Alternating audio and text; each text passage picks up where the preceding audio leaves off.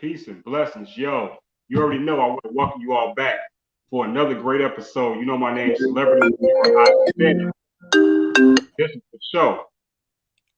And this is the show. You know what I mean? I definitely want to welcome you all back. And like I say, I always bring you all the greatest interviews from people that's in the entertainment that's been making history, along with people that's here, right here in the community that's helping to build and make a difference. And this is a gentleman to my right, maybe to my left, whatever side of the world you on, you know what I'm talking about.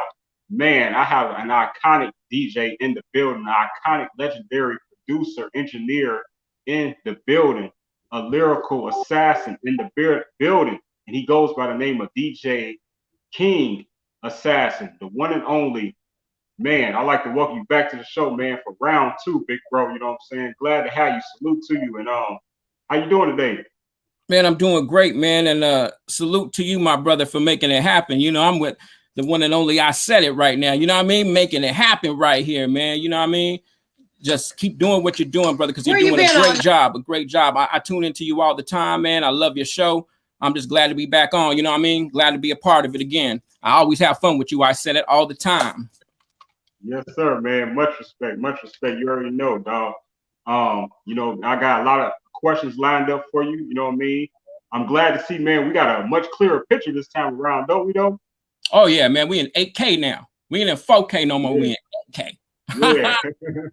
we was underwater last time, January 11th. Underwater thing. We was doing the underwater rhyme thing, you know what I mean? So making it happen. We don't let nothing stop the shuttle. You know, we got to keep on going to the next, you know, to the next land, to the next place. That's what it's about. Yes, sir. Indeed, indeed, man. But like I say, man, how did they treat you today, man? You know, it's cool. It's been hard every day, you know what I mean, for me to, you know, deal with the things that I'm dealing with in life right now, you know, with the passing of my brother Shock, you know what I mean? It's been real hard, man, real hard because he was real close to me. You know what I mean? I was real close to him. We did a lot of work together. And it's just like, it's sad, man. It's sad for me to even go through this. And just, you know, we went through it with Pac, but with Shock, he was with me more than Tupac. You know what I mean? Yeah. I mean, you know, he was 57. So yeah, Yeah, that's young, man.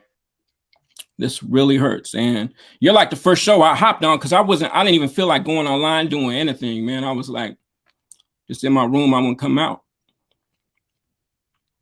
Right, yeah, brother. I can definitely relate. You know what I mean? I too, I had lost a couple of brothers last year, man, and that's one of those feelings. When it's people that you look up to, admire, had them memories with, all these great experiences in life with, brother. You know what I mean? It's a day to day struggle. You know what I'm saying? But we just got to be always grateful to man that had these great individual spirits in our lives, right? So Indeed, and I said to myself, just like I said it, you got to talk to yourself. You got to say, man, he won't want me to be like this. You know what I mean? Just, tripping, right. Every day. So, I got to continue to hold the torch, you know what I mean? And continue what he taught me, you know what I mean? Because I learned a lot from him. And it's just sad, man. It's sad for him to die so early like that. Like 57 is young to me because I'm 50, you know what I mean? So that's like seven years more of life, and that's fast, you know what I mean? As far as, how young, he passed away. It was a shock to me to lose Shock, you know what I mean? Because like he taught me how to play the keys. You heard on my last interview, he was alive then, you know what I mean? And I learned a lot from him, not just, music wise, but just, life wise, as far as, because I would always be working. I would always be working in the studio, making beats and playing the keys. And he would come when he was in town and he would stay at my house and we'd just be, working in the studio. And he'd be like, "Hey, Assassin, what's up, Sean? Man, let's go. Let's get out of here. Let's go see the world, man. You gotta go see the world. You know what I mean? That's what he would say. You gotta go see the world." And I'd be, what you talking about, Sean? He's like, "Man, you're always in here just working all the time, man. Let's head out. Let's go get a piece of the world, man." And that's what I did. I mean, because I would forget about those type of things just being in the studio, you know what I mean, of Earth, you know what I mean, of planet Earth, because he worked so hard. And, I dropped a lot of albums in my time. I dropped over 20 independent albums, real CDs, real cassette tapes back in the days, you know what I mean? In the Yay area. And then later moved to LA and dropped more stuff out there. But I was constantly putting out independent albums through City Hall in San Rafael. And Shock would always see all these releases and he was like, "Man, I got on this song, I got on this one, but man, we got to do some more shit. We got to do some more shit." So I recorded a lot of songs with him and, learned in the process from him. But he was a type, like I said, man, he's seen that I work so hard that I won't even go out. He's like, "Man, we got to absorb some world," and be like, "Come on, man, let's go." Yeah, and then we'll come back and we'll make some shit. You know what I mean? So that's what we did. And I actually had a good time when we went out. We went out to the movies. We, was watching some movies, came back, and I felt like re-energized. So, Shock, that's why it's so much of a shock to me that, he passed away, because he was a health freak. You know what I mean? He was a vegetarian. He didn't eat meat or nothing like that. He always took care of himself. And I remember he told me one day, he said, "Yeah, when you OD, it's because your stomach gets too big. It's like Elvis. When your stomach gets too big, it absorbs everything and you bubble up and then you OD. That's how you OD." He was telling me, shit like that. You know what I mean? So he was up on game like that. So it was like a surprise to me if it's anything, drug related why he passed away. I don't know. That's why people ask me, they're asking me like right now, like, how did he die? You knew him so good. Like, what's going on? You know, only the autopsy. I'm not a doctor. I don't do autopsy. So I don't know. And, Right. you know, whatever it was, you know, the main thing is that he's gone right now. That's the main thing. And that's what I don't want to believe. And I go every day trying not to believe that shit, but it's real. And you wake up to reality thinking, you know, it's you try to get it off your mind, but you can't. Once I get off my mind, then I go on YouTube or turn on the TV, and that's the first thing I see. Right. Rest in peace, Humpty Hump. You know what I mean? Because white people love them too. You know what I mean? The white people love you know, the Humpty dance and all that. You know, I used to do shows with them, you know what I mean, with Digital Underground. And, you know, they would always call me to the stage when they would do a Tupac tribute, because I would do the Real Bad Boys verse that Pac did, and Shock would play the keys, and I would get on the mic. Yeah. And we do a tribute for Pac. Yeah, man. That's yeah, that's awesome to have that experience. Yeah, it's but sad like that that it has to end. Like you were saying, you was like, how does it feel to, you know, know Shock and know that like he's worldwide, like known, you know, when you know somebody that's, you know, famous or a legend or whatever you want to call it, I guess it don't dawn on me because I knew him since we were young, you know what I mean? Like in the early 90s. So, you know, to us, it's just like we've been just doing it for a long time. We don't, you know, it's like these new cats that are out, like, you know, I trip out on them, you know what I mean? But they trip out on us, like, oh yeah, I used to listen to your records. Yeah, I listened to the song you did with Tupac. I listened to, you know, Shock G. I listened to Assassin, you know, Cocaine, you know what I mean? Above the Law, you know what I mean? Like, just all the people I work with, you know, and these are my friends. These are people that I grew up with, you know what I mean? So we don't take it like we act all that we're legends or we, you know, look the other way. We're just people just like everybody else, man.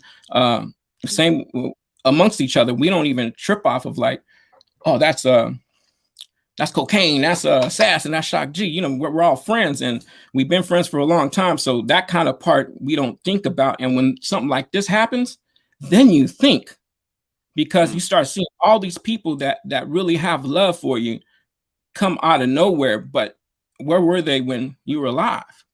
That's why they say give your flowers, get your flowers, you know, to everybody while they're here, because you never know when you're gonna be gone. You never know when it's your last day. You never know when it's your last breath. You know what I mean? That's why it's always good to pray to God and pray that you know, you wake up the next day and thank God that you wake up the next day to have breath of life. Yes, sir. You know, Shock wasn't afraid to die either. He wasn't afraid to die. He said it. You know what I mean? He would just, you know, advance to the next level because he really truly believed that, to advance to the next level. Because, you know, when you're scared of death, you're just scared of living. You got to live. You got to live.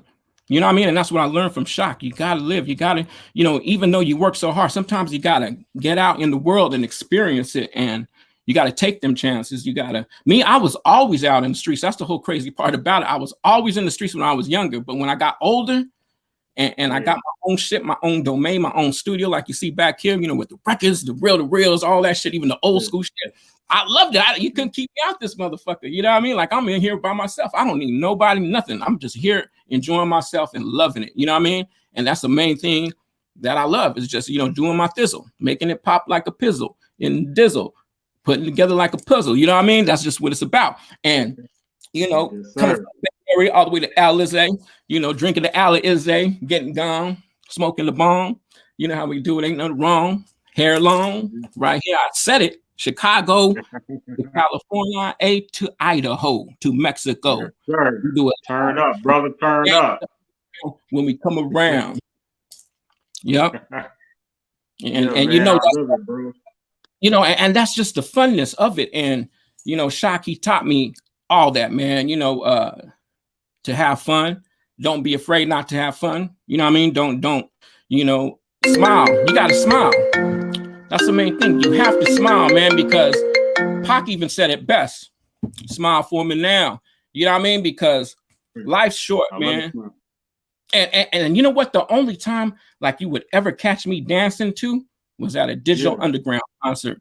You know what I mean? With Humpty made me dance because I was up on stage doing the hump with Humpty Hump, and you let out so much energy. You have fun, man. Everybody's dancing. The girls come on stage, they start dancing, and the freaks of the industry comes on, and then it starts getting a little bit freaky, women and all that. And that's when you got that real exotic dancing going on. That was fun too. Just experience all that stuff. You know what I mean? Because when we do shows, you know, I was always with all the gangsters, you know, just doing the two-step and you know, just doing my thing, you know what I mean? But when it came to Digital Underground, it was fun. And that's what we're missing today. And I'm not saying everything is gangster. I'm not saying everything's, you have different styles now. It's a whole nother world, but somehow we're missing that fun. Where's the fun groups at? We ain't got no more fun groups hardly, but it's up to you. That's right. You right there, to be the next group to have fun. I'm not saying to be like Digital Underground. I'm just saying, you know, be artistic, be something different, you know what I mean? And bring some fun to hip hop because we're losing that and we need that. And, you know, no other than Shock G taught us that, you know what I mean? Humpty Hump, having them characters, you know what I mean? Like no other, you know what I mean? Put on the glasses, put on the nose and follow your nose. Right. Always knows where you go.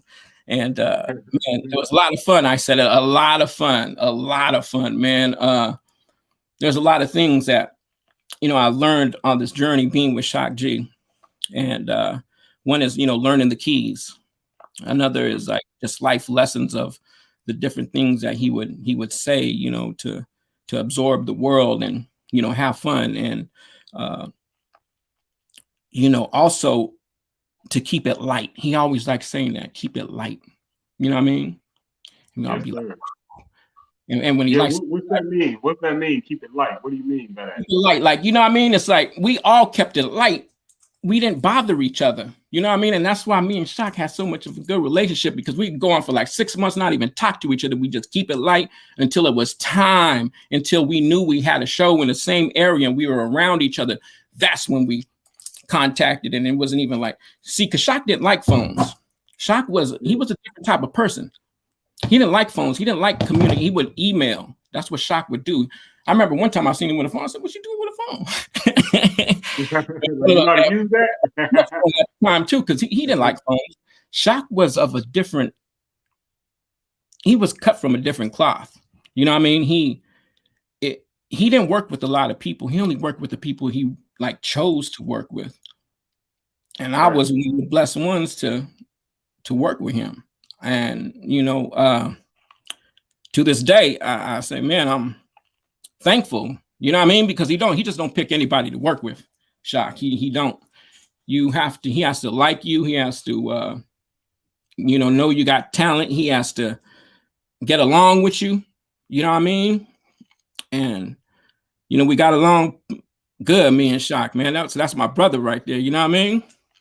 You can see in that picture right here, we're just having fun, just tripping out. That's what we did. Like right there, that moment right there, we're in front of thousands of people and we're just looking out in the crowd, just enjoying it. And you can see it in that picture right there. You can see me too, just like looking like, it almost looks like a movie, right? Like Nothing But Trouble or something. So that's how it was. You know? I love it. Yeah, it was always, thank you. It was always an experience with Shock because it was always different. Every show was always different, you know. And I remember we'd be doing shows and just all of a sudden he'd vanish. Nobody knew where he went. And I didn't go looking for him because when that happens, you know, he went somewhere and he just didn't want nobody to know where he went. And at the same time, I know what he was doing. He found a little hottie somewhere and he already, see, Shock had everything planned whenever he did shows. And if he planned something like that, I knew, because he, you know, when the show, and it's always like before the show is over, he'll like leave if he has something planned. And I always knew when he had something planned because it was, if he got ghosted and nobody knew where he was, I knew where he was. I knew he was safe. You know what I mean? Because when that happens, that means he got one of the freaks of the industry and went to go do a Stizzolini. So right.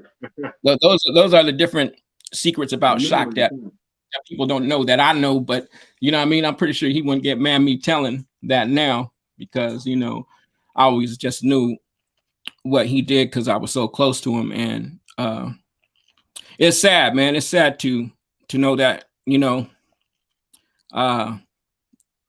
we won't work together no more. We won't, you know, be able to talk. But the things I did learn and the things that, you know, I experienced are going to be with me forever. You know what I mean? And I'm one of the fortunate ones to work with him, and to same with Tupac, man. You know what I mean? Pac's gone, you know? Like, these are my dudes, man. A lot of people, they don't know, because I was like really in the back area, you know, with them all the time. I mean, if you look in the back of pictures stuff, you'll see me back there, but it's like real in the back. You know what I mean? I wasn't trying to be, I was young as fuck then. You know what I mean? And all that was new shit to me. But at the same time, I was learning back then in the 90s. I was learning. I was part of that whole 90s era hip hop, working with Shock, with Tupac, with Eazy-E, with D from Boss, with man, a lot of South Central Cartel. Wyclef Jean. That came a little bit later with Wyclef. You know what I mean? In the 2000s with him. And Roger. Yeah. Man, a lot of the cats that aren't here no more, I learned a lot from them. Like you know, with Roger too. Roger was cut from a different cloth. I gave him my number, man. We did a show in Salt Lake City, and Roger was there at a lowrider show. It was a lowrider show. You know, lowrider shows be popping. Yeah. And he was he went after us on stage, and after he performed, you know, I had to go up there, and we all prayed together before he went on stage, and all that. That's what, you know, Roger would like doing, getting in a circle, him and everybody, Shirley Murdoch, all get in a circle, hold hands and pray. And you know, right after the show, I said, "Hey, Raj, Uncle Raj, I call him Uncle Raj. Here's my number, man. Hey, hit me up." Because I didn't want to ask for his number. I wasn't trying to, like, you know, put too much on it. You know what I mean? And I said, I want to do something. I want to do something with you, man. Hit me up and let me know, you know, what it's going to take. Next morning, we fly out back to Cali. And I'm hearing my answer machine. This is when people had answer machines back then. Went, "What's happening? This is Roger. Give me a call so we can make it funky. DJ Assassin." Yeah. I thought I was dreaming in my motherfucking sleep. I heard that shit. I immediately ran to my answer machine and said, "What the fuck?" And I played it again because it got hung. I didn't catch up in time. And it was crazy, yo. Crazy. And he's like, "Give me a screen, man." That's what, you know, after he did that, he did the whole gave me his number and said, "Give me a screen, man." That's how he talked. You know what I mean? You know, he had one of them voices that was like, you know, you didn't know it was Roger. It was kind of like, "Hey, man, give me a screen, man." You know, just like that. And that means give him a call. And I gave him a call, and I said, "Roger, what's it going to take to make this happen?" And he said, you know, because at that time he had just did California Love and all that. So he was actually, you hear the phone going off in the background. Everybody's trying to contact me right now and whatnot. Yeah, man, we need you to put that on silent, big bro. Yeah, actually, you know what it is? My bad about that, because I'm on Facebook Live right now. Not Facebook Live, but actually, you know, on the Facebook application. So I probably just got to get off of that. But yeah, so he was, you know, "Give me a screen, man." And we were talking, and he said, "Yeah, I'll do how many songs you want to do?" I said, "Man, I want to probably do like 2 or 3 songs." He said, "Okay, we'll do 3 songs." and he said, 15K, 15,000. I was 15,000. I was like, "Oh shit." I said, "Okay, yeah, that's cool." I had some investors, right? With Cisco and my boys from the Excelsior district. I told him, "Hey, man, Roger wants to do it. He wants to do 3 songs, like 5K a piece. It's gonna be 15K. No problem." They fucking put the money in a fucking brown bag, one of those brown bags, a big ass brown bag filled with $15,000, bro. And I called him up. I said, I got the money, fly down. We're going to fly you in. He came the next day, we did the tracks. It was history. Yeah.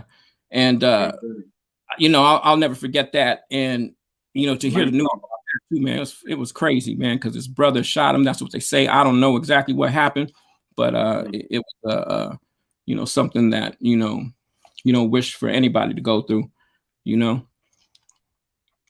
I actually have one of the keyboards that he used. Let me grab it right here so everybody can see it. This is a Yamaha DX7 and DX100. I'm sorry. This is a Yamaha DX100 right here, and this is what actually Roger uses to control the mouthpiece. This is the real deal right here.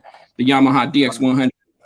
Anybody that knows Roger knows that he uses this keyboard, and that's how I learned the talk box from Roger, using this keyboard. Oh, that's awesome right there. That's awesome history. Yeah, that triggers the sound. You know, that tube in your mouth, it goes through the tube, and you know, it's a vibration. People always say, like, how do you make that sound? What it is, it's air that comes through, you know, a vibration, like imagine like you know, those portable toothbrushes that shake. Right, like the vibration. Yeah, so if you put one of those toothbrushes in your mouth and you talk, you can somewhat hear like the Roger sound, like it's like a robotish sound. So that's exactly what that machine does. It pulls air, you know, from the speakers into a tube, and then you talk through it, and the keyboard goes through the air too. So every time you're hitting the key, it changes the velocity that's going through your mouth, that's shooting air into your mouth that you shoot back out. That sounds like a robot. That's like, remember when people had cancer back in the days and they had a hole right here and shit, and they would that's exactly what a talk box is. You know what I mean? Because it's air coming out, and that's the sound that they're saying. That's why it sounds like a robot. So that's basically what it is, but you know, made in a bigger fashion. And that's where you get what people call they always mix it up with the T-Pain stuff. You know, T-Pain, that's a different sound, totally different, man. You gotta like learn that, people, because they sound a little bit the same, but there's three different sounds when it comes to the robotic sounds. You have your vocoder, which is more of like the dance music use that.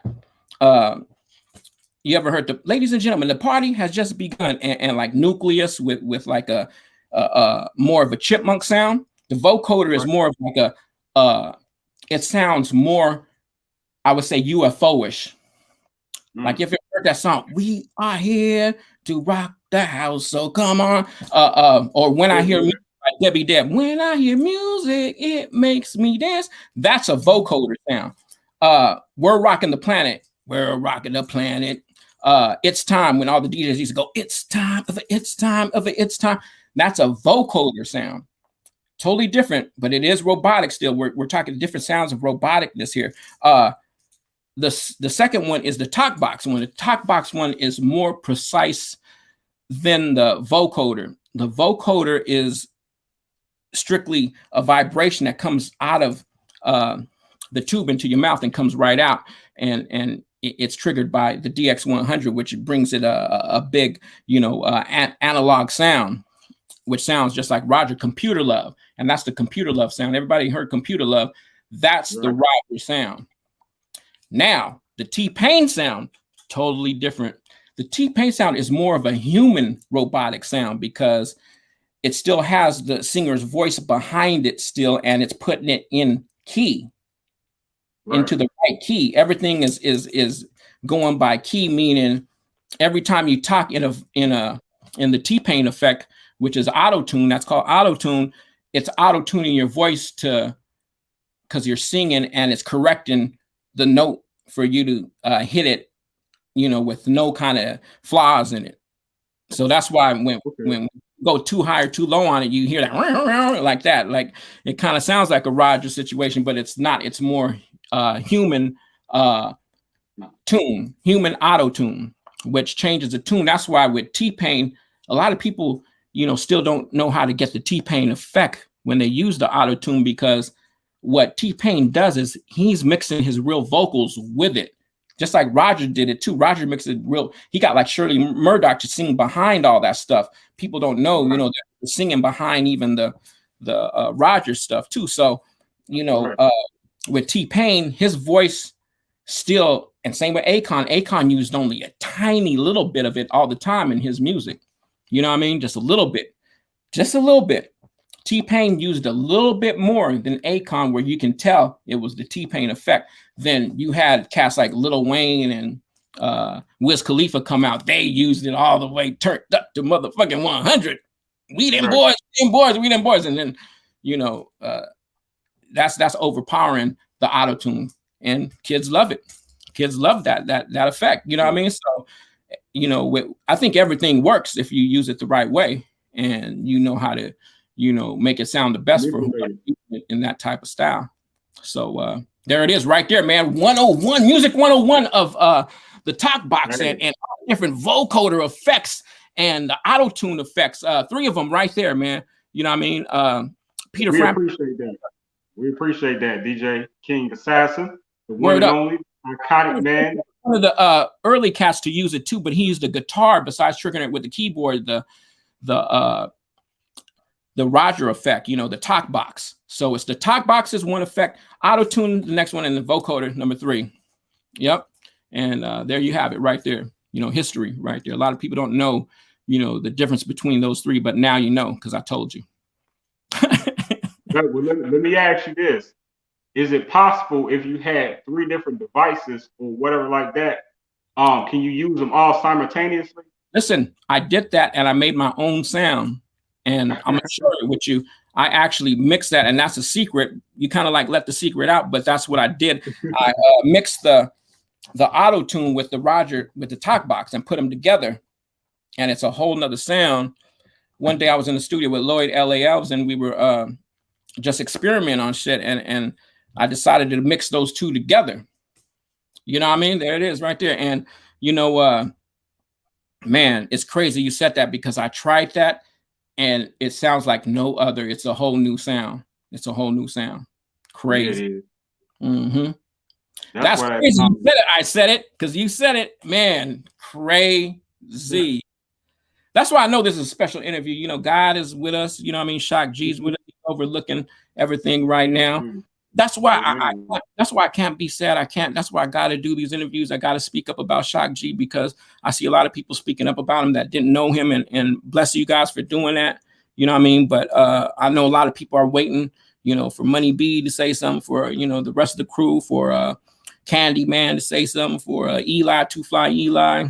You know, shout out to Bobby Bassoni, the management, who was doing a lot of the shows. You know what I mean? Shout out to Adrian Gregory. Shout out to, you know, Layla Steinberg, who brought Tupac to the underground. Shout outs to everybody that was, you know, around, the Chop Master Jays, the Kennys, you know, Two Fly Eli, you know, everybody played a role. Kenya Groove, you know what I mean?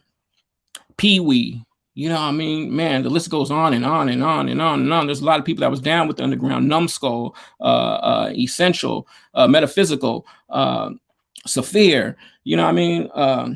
Razzcazz, man, Mystic, you know what I mean? Shit, the list goes on. I'm over here thinking I don't want to leave anybody out, but you know, there's a lot of people that, you know, I was with them for a short amount of time on just a couple of shows, man. You know what I mean? Maybe like a year or so, just doing shows in and out with Shock, because Shock, he was that type of person to just call me when he came around, and you know, still come around with the underground, you know, and that was us, man. That's, we always said that, you know. And you know, I remember when I would tell Tupac, yo, Tupac, go ahead and rock this, and he would rock it right there because it was so new, that song. A lot of people didn't know, and we would be backstage, and Tupac was the type to like really clown in front of people and rap like that, so he caught attention. You know what I mean? Pac caught attention to when he did that, you know what I mean? Because nobody really knew who Tupac was then, but they knew when he spit that verse, and they knew when we were backstage doing it, you know, because we got the likes of people that were famous, you know what I mean? When we were doing that, and they were like, who are these guys? Right. You know what I mean? Like, who are these guys? You know, and these people were like already famous already, you know what I mean? And that's you know, awesome, man. All on the come up, just all on the come up. And you know, Shock, he He was a star creator, man. I call him the star creator. He knew he knew who somebody was going to be or what they was going to become because he helped mold them. Everybody who we work with, even to this day, they're all somebody, and they're going to be somebody if they're not. You know what I mean? Because that's just how it is, man. It's a force. It's unexplainable. It's like the souls of the underground that come up out of the underground into the underground railroad, into all the different schematics that we're part of. You know what I mean? And I was just, lucky to grow up around that and to be embraced even with the the above the laws and the easy ease, and because I was around them cats too. You know what I mean? It was crazy, man. Around that time, you know what I mean, in the 90s. So I got to experience a lot of that stuff, and it's gonna stick with me forever. And I still, to this day, think old school but think new school too. You know what I mean? So I combine both together when I do production, when I do anything. You know what I mean? I'm still keeping it old school but keeping it new school, and trying new ideas, just like you said. What if we combine all those together? I haven't combined all three, but I combined two of those, and that's how I came up with that sound I was telling you about. So it's all about experiment. Don't be afraid to experiment in life in general. And when I say in life in general, I mean just all the different aspects that come into life, that come into play, because you'll never know what can happen. Yep. You'll never know. And man, I love that, man. yeah, you can Hey, tell. with that being, I learned that with from that, Shock. You know what I mean? Like when I was saying that, I was like, man, that's the same shit Shock used to tell me. You know what I mean? Yeah, you got to. And I'll never forget all the time when I did something that he liked. He'll call me up. Hey, yo, man, I didn't even know you had that much influence with Tupac. Man, man, you did that there. Hats off. And the Black Cotton, man, you did that, sir. That shot. absolutely. Hey, man, let us take a commercial break real quick, man. You know what I mean, and pay some respects to some of our sponsors and everything like that. You know what I mean, and then we're gonna actually play a clip of DJ King Assassin and Tupac 2 coming up. So, first, I want to shout out my first sponsor. Shout out to StreetScienceRadio.com. You know what I mean? Shout out to Phil Cantone. Really appreciate you, brother. You know what I mean? I actually do. I host Yeah, I Said It, the show every Thursday night at actually 8 p.m. That's CST time. So you can definitely catch it right there on that website, like all the time. I also have to shout out Andy the Barber Doll. You know what I mean? And you can add just a Oh, .com to that, and you can find her website. You know what I'm talking about? And she's actually a beauty influencer, and she is helping a lot of women out here with their self-esteem, and just really what I call saving a lot of people's lives, because self-esteem will take you further, and it can stand in the way of your ambition. So with her skills and expertise and beauty, she is really helping people feel good about how they look. You know what I'm saying? Then also, I like to thank my sponsor, Dolores Green, and she represents hairbossbiz.com. I'll take this down. See hairbossbiz.com. You can actually reach her at 708-595-0016, or you can reach her at hairbossbiz@gmail.com. And you can find her on the AC Green show as well. So shout out to AC Green. Salute, bro. And then last but not least, we have another sponsor, and then that would be aesthetics, and that's right here in right where you at. You know what I mean? You out in California, right? So you know what I'm yeah. saying? It's right in LA. So you know what I'm saying? Aesthetics, fashion and beauty. She has a boutique out in Stockton. So y'all go and support her too. Her website, aesthetics, and then it's ABRART.com. And then, I have to also show love to my media sponsors, and that being number one media sponsors, Urban Grind TV. You know what I mean? They are the ones that's helping me stream this right now. And they are nice enough and generous enough to help me to replay a lot of my interviews upcoming on their Roku channel, you know what I mean, to reach, you know, the masses. So I'm really grateful for that. So shout out to Wally and you know, urbangrandtv.com. Also like to shout out real quick my other media partner, She Bananas. And I'm trying to tell you, DJ King Assassin, She Bananas with this show, man. She's a great interviewer, host herself, and she's really been doing her thing. You find her on My Radio Chicago every day for 2 hours between 1 and 3 p.m. CST time. And again, on the afternoon kickback show with She Bananas. Shout out to Shakita. And also my other media partner, Just Me Magazine. You know, shout out to Elise Boswell. I really appreciate her. Black owned and operated magazine going on 10 years now. Definitely proud of her. And she's making a lot of noise here in the city and just throughout. And there's probably some familiar faces on those magazines that you all notice. You know what I mean? Shout out to Tony Terry, who's been a guest on this show as well. You know what I'm saying? Tony Terry, the singer Tony Terry, right? Yeah. Tony Terry. That brother bad, ain't he? What's the song he had? Oh, thanks. Just to not something to love you, to love you or something like that. You put me on the spot. But yeah, it's a hot song. It was a hit song. I'm on the spot too. I'm a DJ. I should know that shit. You know what I mean? But what was it? Yeah. Tony Terry. We'll have to Google that right now. Yeah, no, he got a lot of great hits. You know what I'm saying? But he had one that was crazy. Everybody loved it in Oakland. You know what I mean? Everybody loved it out here, especially at the Rusty Scupper. The Rusty Scupper. Right. Yeah, because the Rusty Scupper was like, you know, for the older crowd. You know what I mean? It was like for the OGs. I was young though. I would go with my homeboy Jazzy Jim, and he would DJ at the Rusty Scupper. You know, because there wasn't a lot of clubs in Oakland. Everything was in Frisco. You know what I mean? You had in Oakland, you had, you know, the Rusty Scuppers, but those are like hotels that turned into, you know, clubs at night, or restaurants that turned into, that's Oakland, restaurants that turned into a nightclub. Oh man, that's the story right there. But everything was in Frisco. That's why me, Shock, you know, Money B, everybody, they would always be in, you know, a Club Deco Lounge.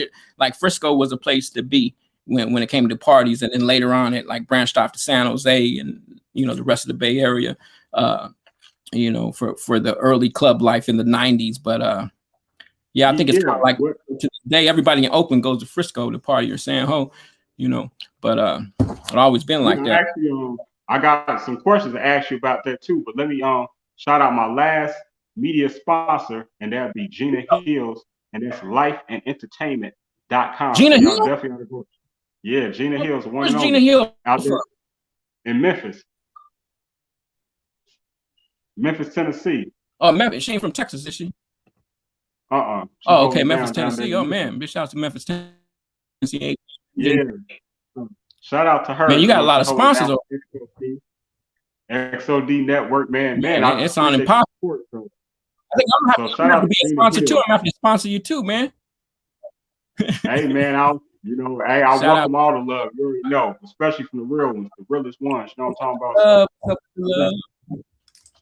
Who do we see out there? We see I said it out there. Who else do I see? I see Brianna. I see Shock G. I see Money B. I see Lloyd LALs. Who else? I see Cocaine. Who else do I see over there? I see I'm giving a romper room mission off the hook right now. You know what I mean? Who else do we see? We see Tupac. Pac, what's up? Pac, go ahead and rock this. Pac, rock it right now. Now I hang around with the underground. Come around. Man. And that is the intro to this. What about hey, I said it. What about there's Eazy cruising down the street in my 6'4". Jonathan clocking the door. Hey, and let that be the perfect intro to Here We Go.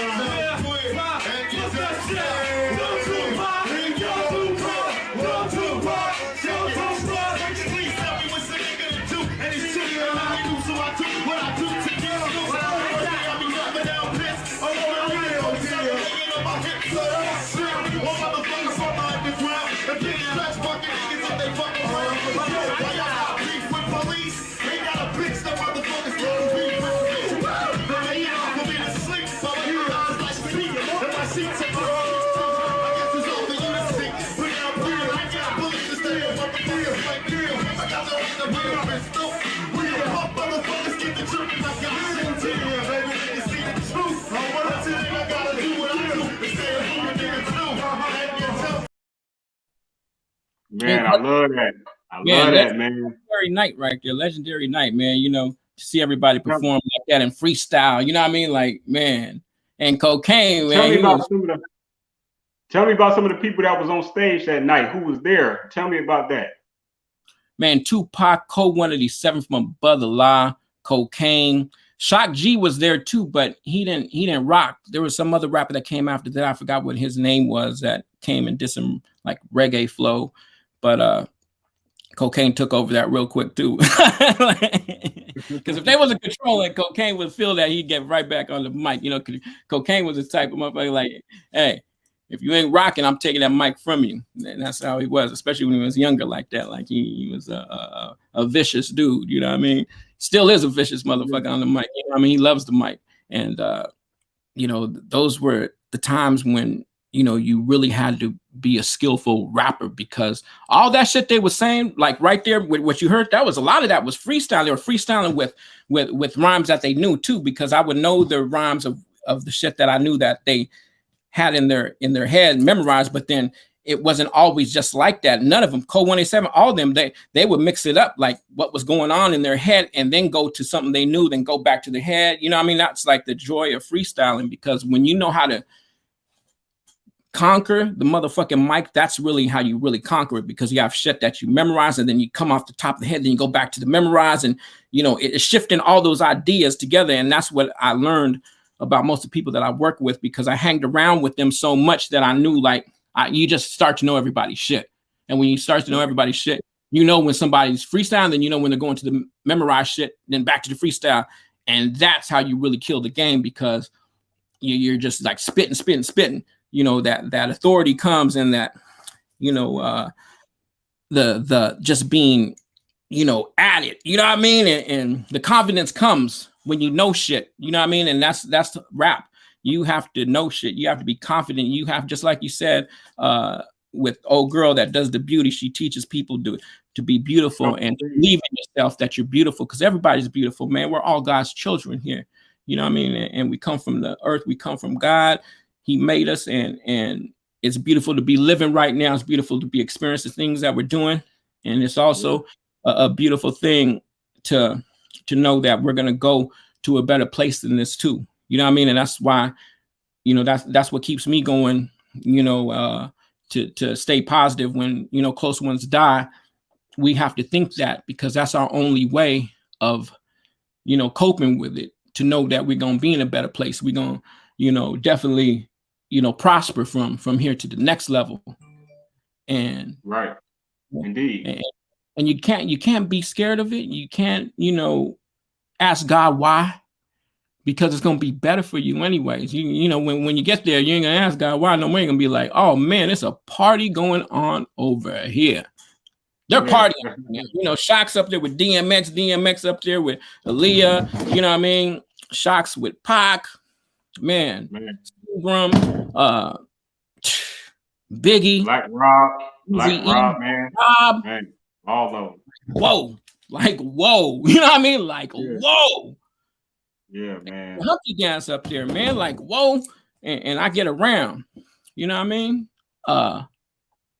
You know, and these are the things we have to think positive like that, because we really don't know what happens when we die, but that's what people say, and I believe it, because when I came close to death, when I had my heart attacks in my sleep, I had multiple heart attacks in my sleep 4 years ago, and died and came back. And I remember being with Eazy E. We was at a skating ring. We was going to pick up Toothy. Actually, he came to where I was, and I was giving him a ride somewhere. I go, where you want to go, E? And he said, I want to go to Toothy's house. I go, Toothy? You want to go to Toothy's? Okay, I'll take you to Toothy's house. Toothy's our homeboy from Compton, you know, which was DJ Train's brother. Rest in peace, DJ Train. He's a DJ for JJ Fad. So I said, okay, E, let's go to Toothy's. I just sold him a Moog keyboard. Yeah, that's my boy. Let's go. You know, he used to produce MC Ren. Toothy, incredible producer, man. He did Wicked for Ice Cube. You know, another producer that really doesn't, you know, get his clout for what he's done in this industry. And there's a lot of producers like that did a lot of, you know, incredible music that you know, don't get that look, you know what I mean, as far as for what they've done. But big shout outs to Toothy. So Eazy wanted to go see Toothy, and out of all the people, I don't know why he said that, but he loved Toothy, so we went to go pick up Toothy. Then after we got Toothy, we went to the skating ring, and it was like all like a tintish type of dream. It was like a bluish, light bluish, grayish type of. There was no color. It was just like you know, like a light blue grayish. But we were in a skating ring, so of course it's gonna look like that because you know the lights and whatever. And it was in Compton, and it was a big skating ring, and he was there, and we were just having fun. And I think that's probably the reason why, you know, he came to me for me to give him a ride, because I don't think it was my time to go yet, because I was in a car. So I'm thinking that's why, you know, he came to me, and we went to the skating ring, you know, because, you know, everything. I remember I just looked actually at the skating ring, and, you know, people were going in circles. And then that's when I think I came out of it. So it's kind of like, hey, the world's still going to be spinning around for you. You got some more time to live out there. Enjoy it. You know, it's partying out over here. You already know we're doing our thing. We're good over here. So yeah, continue to do the things what you're doing, Assassin. I truly believe that I'm here for a reason, and I'm not dead yet, because I still have a lot of things I got to accomplish in my life with what I do and what I got to bring to the world. You know, what I got to bring to the world hasn't been brought yet, and then maybe then it'll be time to go. But until then, I got to do what I got to do. I said it, and it shall be done. Done. Done. Done. Do it done. Do it done. You're up. Do it done. Done. Do it done. Order, man.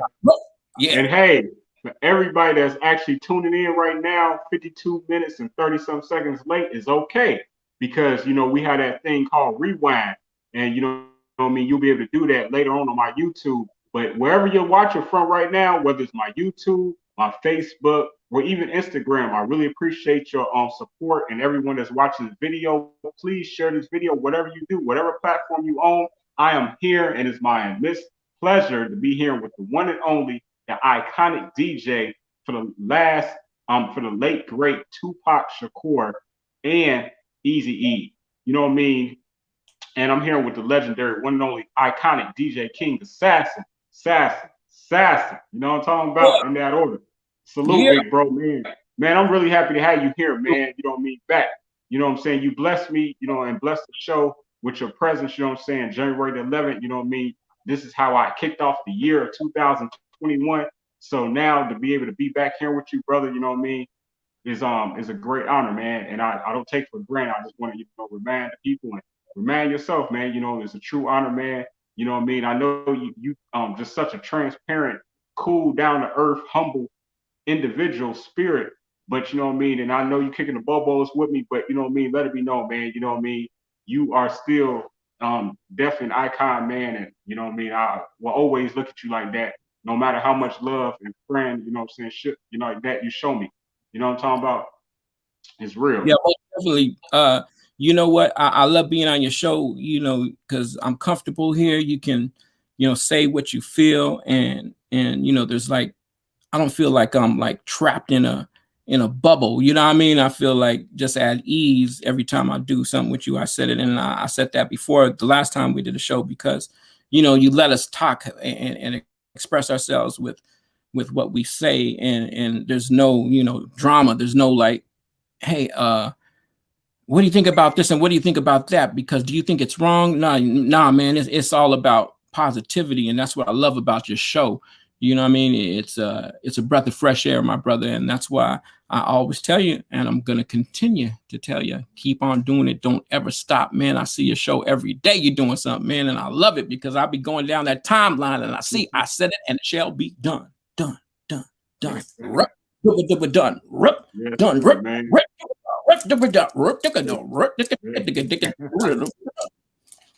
a bad man. You're a bad mama jabba. Hey, we got some comments. It wouldn't be nothing without the platform. This is a platform right here, and we're on it. You know what I mean? Put 5 on it. I'm on it. That's right. Hey, we got some comments and people participating. So I'd like to welcome the first comment of the day. I'm kind of late, but she was speaking about when you was talking about the auto tune Right. class, and she said, "LOL, thanks for the auto tune class." Oh yeah, Education class that you gave. yeah, because that's something that people don't know about. Your average person doesn't know about that. I know the producers, they probably know about that. Some probably don't. Some producers don't. You know what I mean? It's like I've learned this through time and through history of just messing with the different sounds and what these sounds come from and what actually were the first instruments to make those sounds. Of course, you got a bunch of plugins now that emulate these sounds and come close to them, but it's nothing like the original. That's why I said, and I busted out with that DX100 right here, the Yamaha DX100. You see it right there, the Yes, sir. 100. And yeah, there's the full look of it right there, folks. The full look of it. Yeah. And what's crazy, this is so old school. It's kind of like them Casio FZ1s. It has, even battery. You see that? There's the battery hookup. So, I mean, what comes with batteries now, folks? You know what I mean? That's how old that is. And that's how dope it is, because the sounds are like that funk sound, like, with the like heavy oboe sound, Parliament shit, all that Moog, that's like a Moog, you know what I mean? But it's a Yamaha DX100. Yep, and big shout out to her for enjoying the class. I'm glad she learned something. Now she could go ahead and teach herself and tell people, and they'll probably be amazed because you tell them and letting them know, like, hey, that's the vocoder. That's not the auto tune. This is the auto tune over here on the T-Pain effect, and that's the Roger from Zap Sound. You know what I'm saying? And thank you for the comment too, Hazel. This is my friend Hazel. I forgot, forgive me, I forgot where she's located in the country, but I do know this. She has a company called Sinful Sauce, and it's a barbecue sauce. And I'm getting right now, Hazel. That's recommend.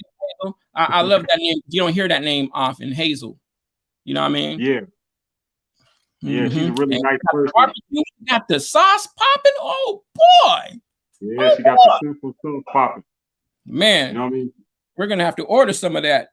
Tell her next time to give us a link so we can tell the people so they can order that sauce and we can get that sauce and just pour it all up. Matter of fact, this is her logo. DJ Staff. Her logo is on here. She's the where it says Sinful Sauce. At the top row, right beside it say life. And the heart, she's right there. Yeah, I see it right there. Mm-hmm. Yeah, she's right there. So make sure y'all support Hazel. Yeah, I already know why, because I said it. I'll tell you one thing, since we're talking about sauce, and she's probably gonna know this. When I was younger, my friend took me to this. It was like a big. It was in Oakland, kind of like when you're leaving Oakland going into Fremont, and it's a big building. Those people from Oakland that know Oakland, you know what I'm talking about. It was like next to like a Home Depot, but it looked like a Home Depot on steroids. But there was all kinds of different businesses in there. I remember the Tony, they used to go in there, and Vogue used to go in there to take their pictures. And then there was Funky Fat Graphics that was in there. They used to do everybody's like album covers. They would do, everybody, Rapping Folk Tay's cover, my covers, you name it. JT, the Bigger Figure, San Quinn, Richie Rich, everybody I think went through Funky Fat Graphics.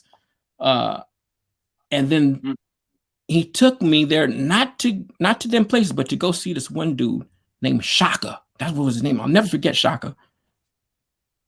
He's a legend now. He's a motherfucking billionaire. He made Shaka's sauce. Shaka sauce. I actually met him. We went to Shaka sauce. I mean, you know what that is now, right? I mean, if you go to the store, Shaka's, she probably knows what I'm talking about. She's probably gonna leave a comment because she knows who Shaka is. Yeah, he hails from Oakland, man. I don't know if he's originally from there, but I met him one day, and it was a long time ago. Nobody knew who he was, and he was telling me that he made sauce. He made, sauces. I go, man, Shaka is good, and he had like all kinds of bottles filled up with Shaka sauce, and he was labeling them himself and selling them. And then, like 10 years later, I'm in Safeway. Those are the stores out here like Safeway, and it's kind of like a Big Vons, a Walmart now or whatever. You know what I mean? Whatever you want to call it.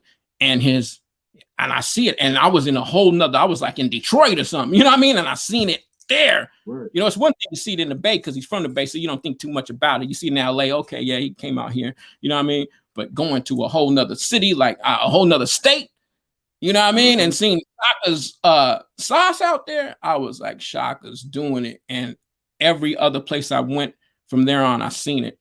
And he's a household item. He's a household, like, you know, just like Kraft. Shaka. Right. Man, that's crazy. That's a true story. That's a true story. And I never told that story because, you know, he's talking about sauce. And, you know, that's my experience with sauce. And, you know, we're stirring it all up right now. I said it right now. Stirring it up. Too much. Got the extra sauce over here, man. Because we got the legendary DJ King. That's in the building. And all about sauces and all about the good things, good ingredients, man. It's all ingredients put together to make something special. And that's what you got to have in life. You got to have the ingredients and you got to put them all together for things to work and for things to be pleasant, man. Because when you have all that, people are more happy, you smile more. And when you don't have them ingredients and there's bad ingredients, people are like, yucko, I don't want that. It has to be good. It has to be tender. It has to be marinated. It has to be so sweet, peaceful. You know what I'm thinking about now, right? Yeah. So you know what I'm talking about. You know, a good look. You know what I mean? And we all love that. It's like, you know, we love beautiful women, and you know, it's a beautiful thing. You know what I mean? And maybe you'll find one out there. And I'm talking to you. You said I'm talking to the people out there. When you find a good one, keep her. You know what I mean? Because they don't come often. Not the good ones. You know what I mean? Yeah. And salute to all the great, beautiful women that's out there. You know what I mean? Especially my beautiful Black women, you know what I mean, and all the women that's holding down, all the single mothers, all the women that's, you know what I mean, just, you know what I mean, holding their man down until he can get back on his feet, you know what I'm talking about? So shout out to those women too. Especially the single ones, like you said, you know, it's so hard to raise kids by yourself, you know what I mean? Salute to you, because we know how hard it is, you know what I mean? For anybody, even the single fathers out there, there's a lot of single fathers, you know what I mean, that take care of the kids too, so salute. And stay strong, man. I can't believe we got the same glasses on. This is crazy, man. They probably think we planned this out. No, but that's just how life is. You know what I mean? That's how life is. Just it's like things happen for a reason, and sometimes we can't control it, and sometimes it's for the best. You know what I mean? And I use that as an example. Like, this is how tight the show looks right now. We're in 8K. We was in 4K the last time in a bubble. And now we was in 420. We are 8K right now. You know what I mean? We're looking through the colors and shit, you know. 3D. Man. Yeah, 3D. No fish lenses. No fish lenses over here today. Man. Hey, so tell me this, man. A little bit of history for the people that aren't not familiar with you. You know what I mean? Now, obviously, you've been on the show the first time, and we really talked about your childhood and things of that nature. But you know, if they want to get into, you know, they're gonna have to look at the replay for that. I'm not gonna get you to repeat yourself with everything. But what I do like to ask you about is this Tupac birthday badge, 50th anniversary, where we have a legendary DJ. Just like Shock G would say, oh man, right here. That's hot, man. And you the host, man. Congratulations, brother. Straight up. That's big. You know, it means a lot. It means a lot to me to do that, you know, for Pac, because he was a cool dude and he always looked out for me. So now I'm looking out for him. You know what I mean? I gotta look out for my dudes that looked out for me. And that's why you know, I do it more for that than not just being a fan, but because that was my dog, my ace tycoon. When I was hungry, he would feed me. And when I was too drunk, he would feed me. And he would send Mo take his ass into the store because he's been drinking too much. He's been drinking too much. And not that I was acting a fool, but maybe sometimes. But he looked out. He looked out and he never treated me different than anybody else. You know what I mean? He was like how Shock was. He was a good spirit, man. And there'll never be another Tupac either, just like there'll never be a Shock. Those are two different type of spirits that got along, just like I'm a different spirit than them all too. You know what I mean? But I learned from both of them. You know what I mean? And I was, blessed enough to work with them, and they liked me, man. They for the short time that Pac was here, I learned so much. But he was a workaholic. I think that's kind of like where I picked up from him, and I was always like that too, just always in the studio. That's why Shock would say, "Man, go, let's go out to the world. Let's absorb the world for a minute." You know what I mean? Let's go out there. Yeah. Right. I love that, man. So how competitive was Tupac outside of the studio? Like maybe like playing pool or you know what I'm saying, anything like that, basketball, wrestling, that's like, you know what I mean? Yeah. Like he there was a basketball at Echo Sound. I didn't see him, play anybody, but he would do a shot for a shot, whatever, but he wasn't like all into it, like, working up a sweat or nothing like that. Right. With playing pool, he would, do the player thing when he would go to like E40's video and show out and play pool in front of everybody, him and Ice-T, the players playing. Yeah, that's another thing I work with, Ice-T, man. That's my dog too, right there, Ice-T, man. Oh shit, you got the pick, man. You're like TMZ. Last time I was on TMZ, they brought up all these pics while I was talking. I was like, damn it, they're so fast. How do they do that? And we're talking real time right here. This ain't like pre-shit. This is like real. You are you're just like TMZ. I said it. You know what I mean? Because look at you, the pics when I'm talking. And that's dope because, him and Coco always cool to me, man. Always treated me like family. And they still do to this day. Every time I go to Jersey, call them up, go over there, Coco's she makes us stuff to eat. You know what I mean? It's family, man. It's family. And I bet you Chanel is way big. The dogs are too. You know what I mean? Boy, oh boy. Ice-T's house is so incredible. He has an underground garage that you would never know is there. And he said, hold on, let's go get these cars, man. And I said, where are we going? He said, we're going to the underground. Shout out to the underground. And all down there is all like exotic cars, hell of them. And it moves like you know what I mean? It like comes out. It's like one of them movies. You know how you watch like those Star Trek movies and shit, or one of those Space Odyssey movies and shit, or something in the future. That's how. Right.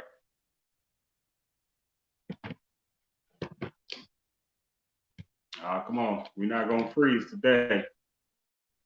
We have a good interview. No freezing. Come on.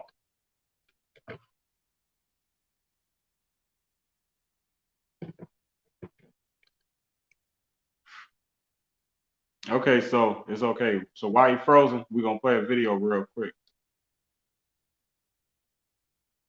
We're going to do it like this.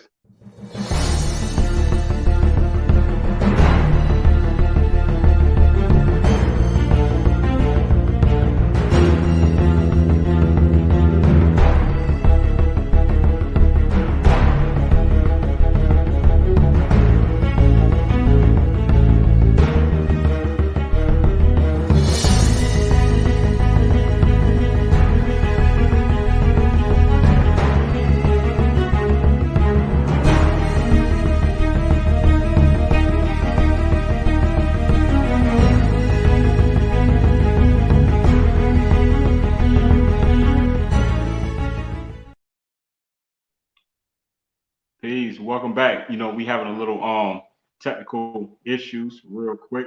You know what I mean? He just left the studio, gonna come right back. But until then, again, I'd like to thank everyone that's watching right now.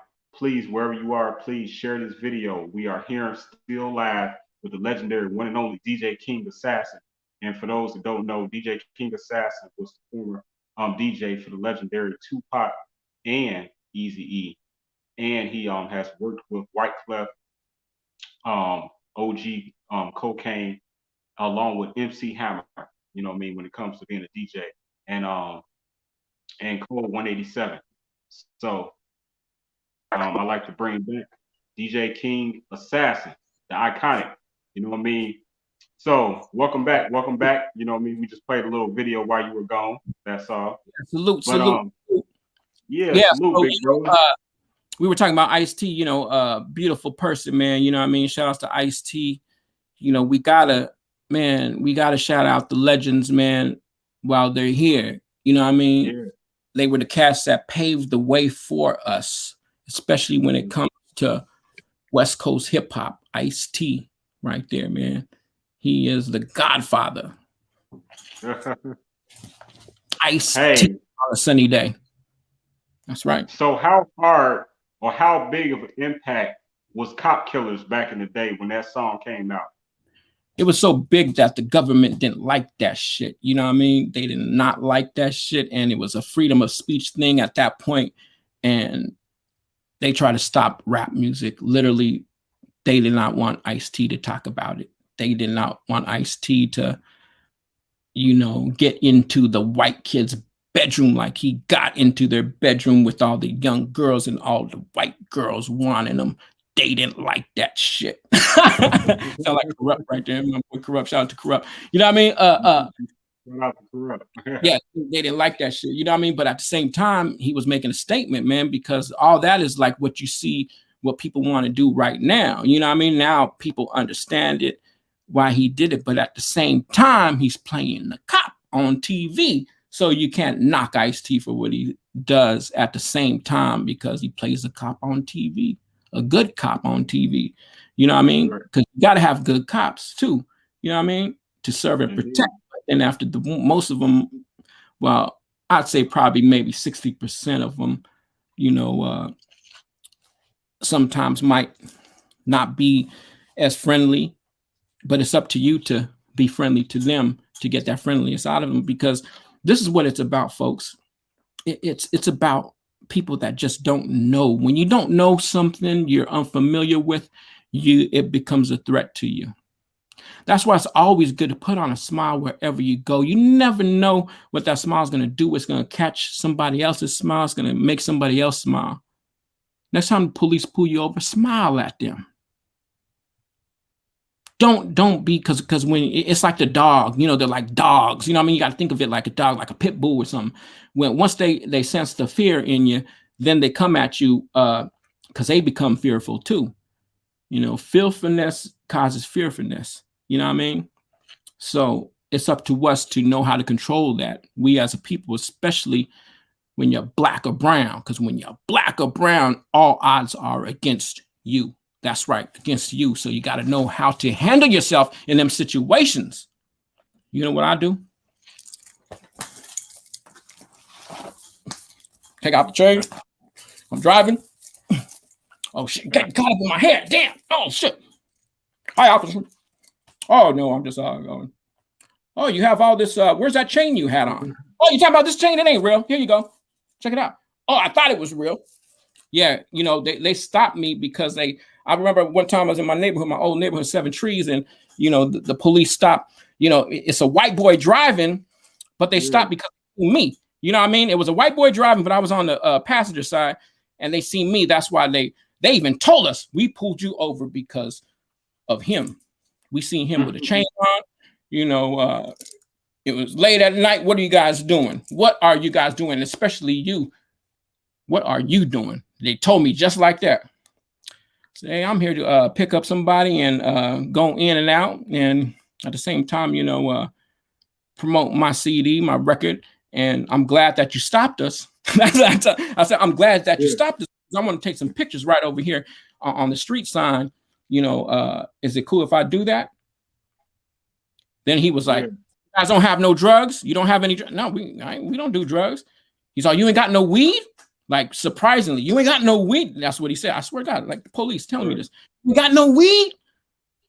Like, almost like if they wanted weed to take it from us. And my homeboy had weed, but he said he didn't have no weed. And I was hoping that he didn't have nothing. So, they don't look like I'm lying because I didn't have no weed. You know what I mean? So he said he didn't have no weed. There's no drugs, no weed. He's like, what do you have in this car? So I got all my studio equipment in the back. Oh, for real? Can I see? I go, yeah, you can see. And I was being cool with him. You know what I mean? So that this was a cop.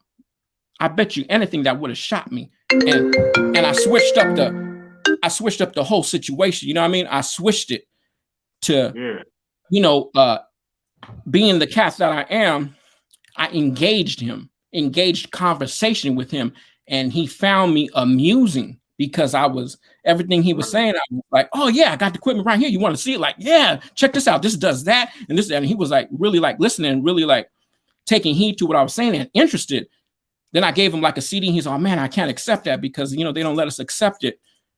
I said, man, let's go ahead and take it. And then he later on he took it, and people were tripping out because he let us go, and I still went to the take pictures because he said I could take pictures, and nobody was tripping off me. And people would pass by and they see the cops right there, and they were like, this dude's fucking crazy. He's taking pictures in front of the fucking police. But little did they know, I knew them already. See, because now I wasn't unknown to them. I was known to them. They knew who I was. You know what I mean? And you got to do that in your neighborhood. You got to, even if you're doing the bad shit, you better play that shit off and be cool with the motherfucker, because them the same motherfuckers that can pull you over and shoot you if you don't. You know what I mean? And that's what police used to do back in the days. They would know the community better. And then that alleviated all the cop killing, all the from people killing the cops and the cops killing the kids and all that stuff. See, I believe police, good police, because there's some out there, they will enhance the community and meet the people and become family, man. That's what it's all about. We all got to live together, man. We all can't just die against each other. That's not the rules, man. We already got enough shit. We already got all these other countries trying to kill us, and we're trying to kill these other countries and doing this fight for oil, fighting for, diamonds, gold, all that shit, for the stuff that the earth gives for free. You know what I mean? It makes no sense to me, especially in America.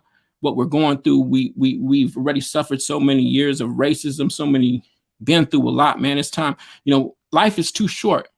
People are dying anyways. Even if you don't kill them, everybody's gonna die soon, man. We gotta live right. We gotta eat healthy. We have to all be happy, man. Because when you're not, it's a bad situation, man. And bad things happen to bad people, and bad people can turn good too.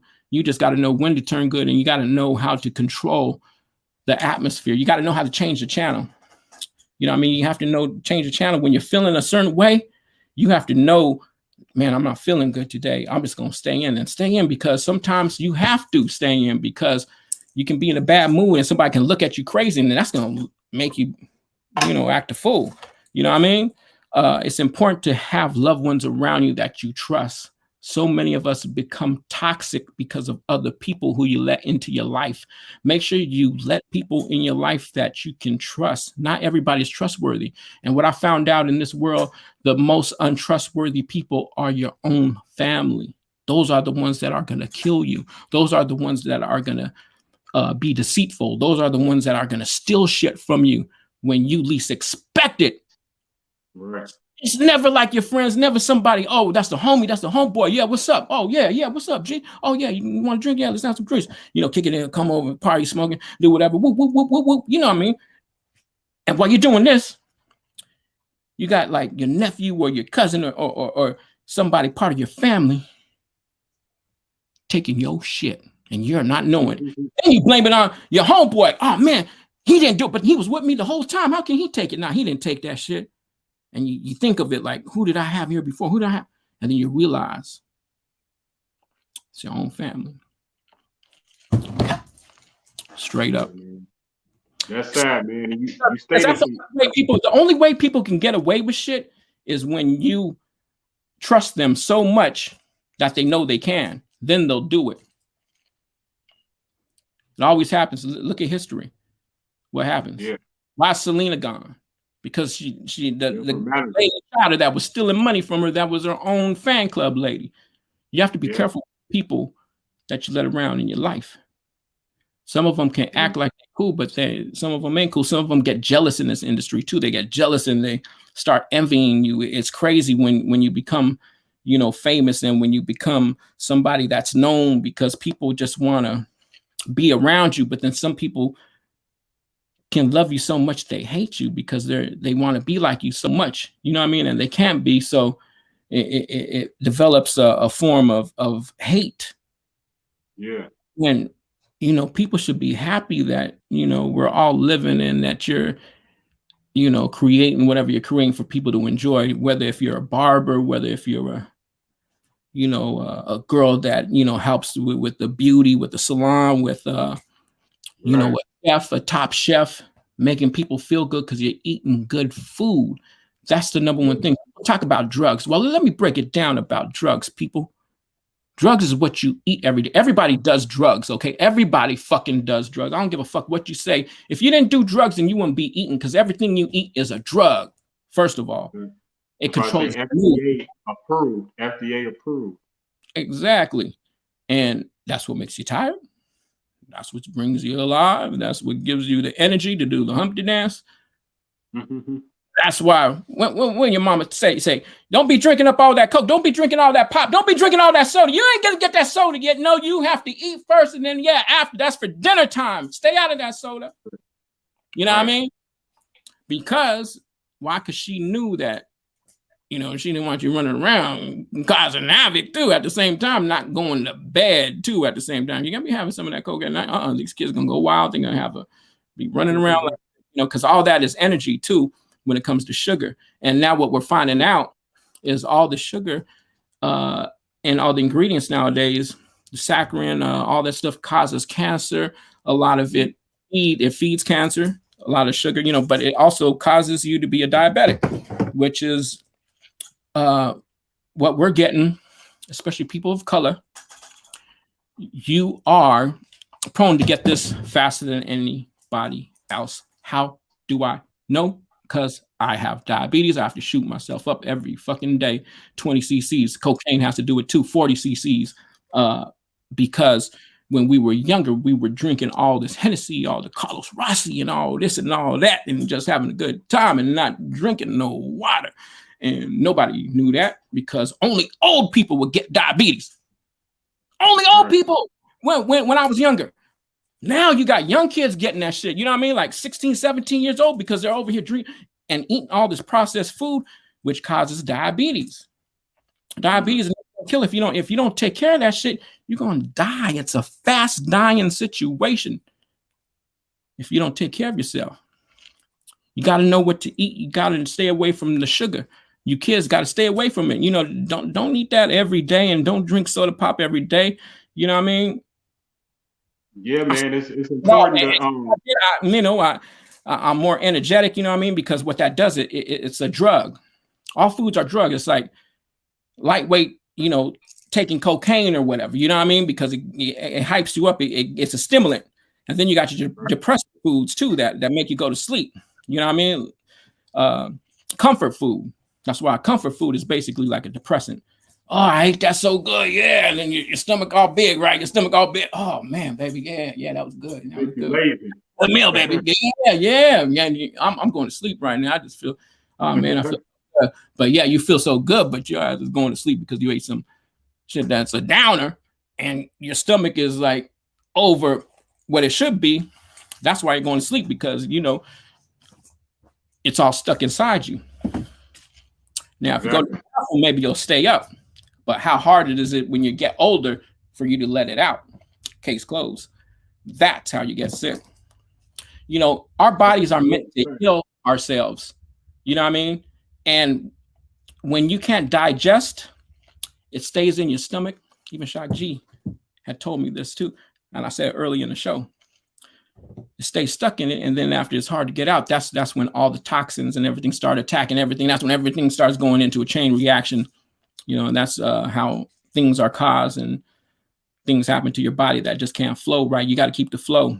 Got to drink a lot of water. Everybody says alkaline water. Yeah, well, when you buy that alkaline water, you better drink it right there and then, because after 2 to 3 days, that pH 9 goes to the pH what it shouldn't be. So that's when to grow on. Don't drink Dasani water. Dasani water, man. They sell that at every time you go to like a Burger King, and it's bottled water, right? It's a Dasani water.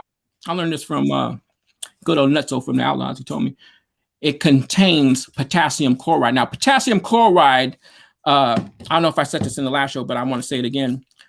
Do not get Dasani water. Dasani water, folks, has potassium chloride. What is potassium chloride? Potassium chloride slows down your heart. Look it up right now. Potassium chloride slows down your heart. It's a chemical, an ingredient that was used when they had the law to kill you when you're in prison. And what do you call that? I said it. What law is that? The lethal injection. Lethal injection. That ingredient was in the lethal injection. You can look it up right now. What's in lethal injection, and it'll tell you potassium chloride, the same ingredient that's in Dasani water, folks. Wow. That's what it's slowing down your heart when you drink that water. That's why I feel all whatever it is, all looking nice and shiny and bright, like it's some gel that you put in your head. Don't drink Dasani. Don't drink that shit. It'll slow down your heart. Look it up. And I'm not making this shit up. This is all facts, yo. Motherfucking facts. Learn about that shit and be about it. And don't drink about it. Don't drink about it. Talk about it. Let everybody know. Dasani water, man. They're putting the shit. They're allowing this shit. You know, you said what, the FDA, all that shit. They're allowing the shit because it's legal to put anything in the shit as long as you write it down and put it on the motherfucking label. Right. You just have to say what's inside. Say what's in it. That's right. America. But do you think they're selling that shit in China or over there in Korea? All that shit? No, because they know about that shit. And they're saying them Americans will do anything for money. And we're anything, right? Like, why do you want to put that in the water anyways? Why can't you just leave it out? Make you say, like CNC Music Factory. Things that make you say, like Arsenio used to say from the CNC Music Factory. Why is that? Right. Yeah. Lack of intelligence, because, you know, if you don't know and you don't look, if you don't seek, you won't find. You have to seek. You got to be alert on everything, what everything's about, what it's made about. And if it has ingredients and the letters are on there, like the sanitizing wrap right here, it could have some ingredients that can cause a rash. We don't know that. You got to look at it and research everything that's in there. Right. And then so many things have side effects that's connected with something else. And get this, you know, with this vaccine going around, you know what I mean? It could be good for some people and it might heal some people, but to other people, it could kill them. You know, not everybody is meant to have everything and is compatible with everything. It's all like we're all different computers. You know what I mean? Like this is a 10.5 computer. It ain't going to read no Pro Tools 8. You have to have an 8.5 to read that Pro Tools 8. So all people are different. We all have different, you know, we all have stronger, some have stronger hearts, some have weaker hearts, some have, you know, organs that aren't working. So they can't just take certain things. It's going to affect them and kill them. And these doctors, as smart as they are, like, why do they just think like everything's compatible? Not everything's compatible with people. All these different vaccines are only compatible to certain people. And if it gets to the wrong person, they're going to die. That's why people are dying. That's why these respirators were used. And a lot of people couldn't handle that shit and they died. Fred the Godson, one of them. Rest in peace, Fred the Godson. You know what I mean? It's like, they're just so stupid to give people whatever they think that's going to cure them, but they don't look into, hey, this person's different than that person, and that person's different. What's their medical history? Look at the records. You know, people are lazy. They don't do that shit. And it's a lack of knowledge. It's lack of, you know, the doctors and people like us to take a stand. We got to take a stand, because if you don't and you're not awoken and you're not awake, then you're going to have a bad dream. I mean, at the end of the day, too, big bro, at the end of the day, you know what I mean? Can't do what the next person do. You know what I'm saying? Got to do what you feel at the end of the day. You know what I'm saying? It's not for everybody. You know what I mean? I'm not going to go against anyone that chooses, because I've heard a lot of different reasons, DJ King Assassin, for the reason why a lot of people are actually taking the vaccine. You know what I mean? As a couple of examples, I know some people, they take it just because, you know what I mean, for the reason of what they say, if enough people take it, then, you know what I mean, it will reduce the chances of more people dying. And then you have some people that's doing it just because, you know what I mean, they want to go back into the world. They tired of staying in the house. They tired of wearing their mask. They don't want to wear their mask no more. So they like, forget it. If I can take this mask off and it's distracting me from showing my whole face, then shoot me up. You know what I'm saying? Right. Right. It's kind of like, man, I'm tired of this shit. I just want to Different take that. reasons. If this is what it's gonna take, then so be it. You know what I mean? Me personally, it's like it's everybody's choice. This is America, you know what I mean? And when I say it's America, it's your choice if you want to take it or not. But once they say you have to take it and there's no choice, then you're not in America anymore. That's when you raise the guns up. What? I ain't taking shit. What the fuck are you talking about? Taking some damn vaccine? I ain't sick right now. Why do I got to take this motherfucking vaccine? I got my own motherfucking job. Unless the job is telling you they're gonna fire you, go ahead and fire me then. Fire me right now. Until I'm sick, then I'll take that motherfucking vaccine. And if it's the last motherfucking thing left, then so be it. Deathbed, take it. Cure me. Whatever it is. You know what I mean? I talked to Hammer, MC Hammer. He's gonna take the vaccine. I think he already took it. So my cousin took it. Shout out to Bronx. I call him Bronx. Shout out to Bronx. You know, he took the vaccine. He took the one with the F.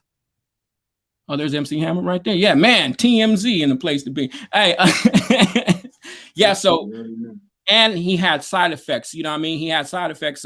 Bronco had side effects, and you know his whole face got swollen. It was like he got like bit by like spiders or whatever. You know what I mean? Like real, like his face became like real long. Like you know how it is. You know when you're allergic to some stuff. That's what I'm saying. Yeah. Not everybody is compatible with these vaccines, and that's what they're learning right now. But they should have always knew this. You know, we had the polio and shit like that, all these other things before back in the days. But there's going to be people that ain't going to be, you know, compatible with these vaccines, no matter what it is, the Johnson & Johnson, the Pfizer, or whatever the other Madeira one called. You know what I mean? Yeah, I don't know the names, but I'm going by, y'all know what the fuck I'm talking about when I say that. So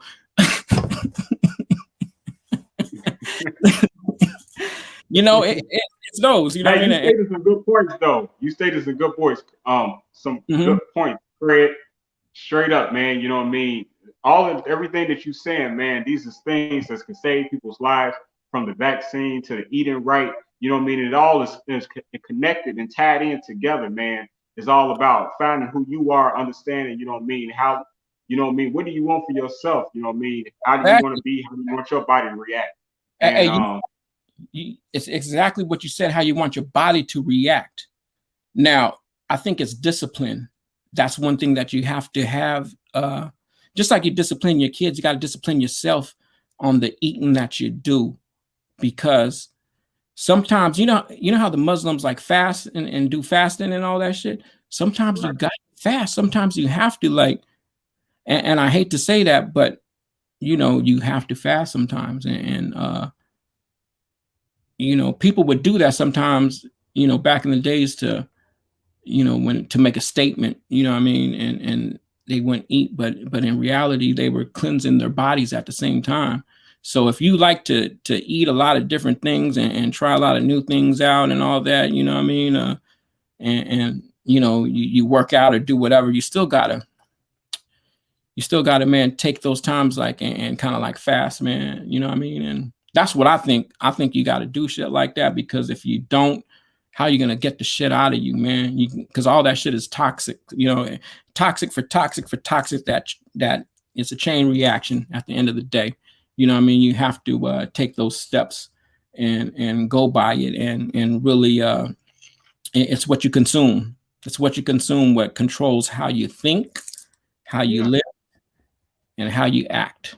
Is what you consume into your mouth or up your nose or smell or pores or even, you know, even you smell. Even when you know, take a shower, you got to take baths sometimes. You got to dump your whole body into a bath. You got to cleanse your body. Like, you have to do that. And if you haven't did that in years, you know what I mean, you have to do it. You go buy one of those big tubs, man. Go buy a swimming pool. Go, you know, if you can't afford that, then go to a hotel and go soak yourself in there, man, in some water for at least a good 3 to 4 hours and say, Calgon, take me away. Hey, you can bring a breezy over there. You know, she can go ahead and clean you up. You know what I mean? Go get cleaned up, right? Go get cleaned up. I know y'all call it right now. Let me call this Where's the whirlwind pool? Let me get the whirlwind pool up in there. Yeah. Hey, we just got another comment just came in. So a brother named Sean Jarrett just made a comment saying, Salute SJ. Salute SJ. okay, Sean J. Salute, brother. Appreciate you. We say hi right back to him. You know, so sometimes you gotta oh, here's another thing. Here's another thing. And I swear y'all gotta do this shit. You gotta do this. You gotta do it. Cool. And I don't care. You're gonna love what I say though. You gotta go get at least once a year. Man, I try to do this shit as much as I motherfucking can, but of course, too much of it is bad though too, because you can get sore.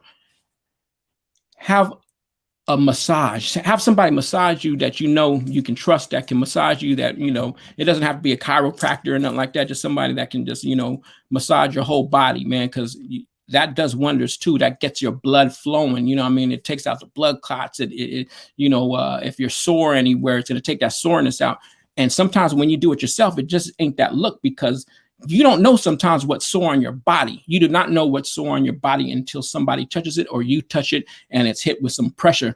But when it's hit with pressure, it feels so good. You ever felt that type of pain that is like, man, this shit hurts, but it feels so good. Keep on doing it. Don't motherfucking stop. Keep that pressure right there. Hell motherfucking yeah, that shit feels so motherfucking good. See, I'm thinking about it right now. I'm like, oh, you know, now that's a good type of sleep because you're sleeping because you're feeling good. You know what I mean? It's not like a sleep like you ate some and now you gotta, you know, I just ate some deep fried chicken. Right. You know what I mean? With some good sauce, some shot sauce. And, you know what I mean? And but getting a good massage, man, you gotta have those massages. Like I'm gonna look a massage up right. I'm not talking about, I know what y'all is thinking out there. Some of them dirty massages, not them dirty massages with the happy ending. Just a real massage, a real massage for a real person, for some real pain that you don't even know you got. But when you get massage, you're gonna be like, oh my goodness, I should have got this done. It's worth the whatever they're gonna charge. What they charge for massages now? You can go like what, to Asian massage or to you know, the massages. I don't know, man. I'm sleeping, man. I ain't got no massage. Hood massages around in the hood. We probably do. That girl, whoever you're talking to, it's that man, whoever you're talking to, you know what I mean? Put them to work, because hands is hands, and don't massage yourself. You can try to massage yourself, but I don't recommend it. You know what I mean? You know what my dad used to do? He used to like go on the edge of a, like, you know, when you open the door to a room, and he would, and I felt sorry for him, but then that shit was feeling good to him, and he would, because he worked for the city, you know, doing all the gravel and all that stuff, you know, making the roads better and paving the road, you know, so he was always up, so his back always hurt, you know. He had like, you know, so he would massage his back himself. He would go to the edge of the door and just like, you know, push his body on the edge of the door and just right. And you know, he was like, you know, it was feeling so good to him, but you know, he actually massaged himself that way. So that's not like actually massaging yourself. That's like, you know, having some kind of furniture massage. You can do that if you ain't got nobody. Just get the furniture, you know, get the edge of the walls or something, or you know. You know, people be trying all types of things, don't they? Yeah, exactly, right. Or you can buy one of those massages or something like that too. You know what I mean? But at the same time, everybody needs massages. Don't forget about that. Even the ones that you think you don't need. That's why all the athletes get massage. They have their own massage people all the time, and they're living up in luxury. You ever watch those cartoons like whenever somebody gets money and shit, you know, because you know. It doesn't take a millionaire to have a massage like that. Oh yeah, once they got the money in the cartoons, then you just see them all like in beds and just, you know, get massages. You remember that? You remember how the cartoons like that? But you know, they was happy. That's what I'm talking about. It's all about being happy. The happier you are, the longer you are gonna live, and those is facts, my friend. And don't ever forget that. Like Shock G would say. Yeah. He said, hey, and because we're talking about massages, you know what I mean? I want to shout out my friend Aisha Lee, and she has a company called Hands on Deck Spa, and she just recently started her massage company right out here in Chicago. Where's she at? You know what I mean? What city? What state? I mean? Over there right now. Shout-town all day. Man, when I go to the window, shout out to Aisha Lee. Make sure I go see Aisha. Yeah, I'll hook you up. Make sure I play ABC when I go see her too. All right. You know, Another bad creation. Right. Yeah, that .com. Yeah. You know that song, Aisha? Yeah. Man, next time I'm in Chicago, But that's a good I'm point, gonna though. treat you too. We're gonna go see Aisha, me and you, and you know, and go to the spa and make it happen. Shout out to Aisha. Yeah, very important, folks. We're talking health here of how important to get massages and do that because it does a body good. Yep.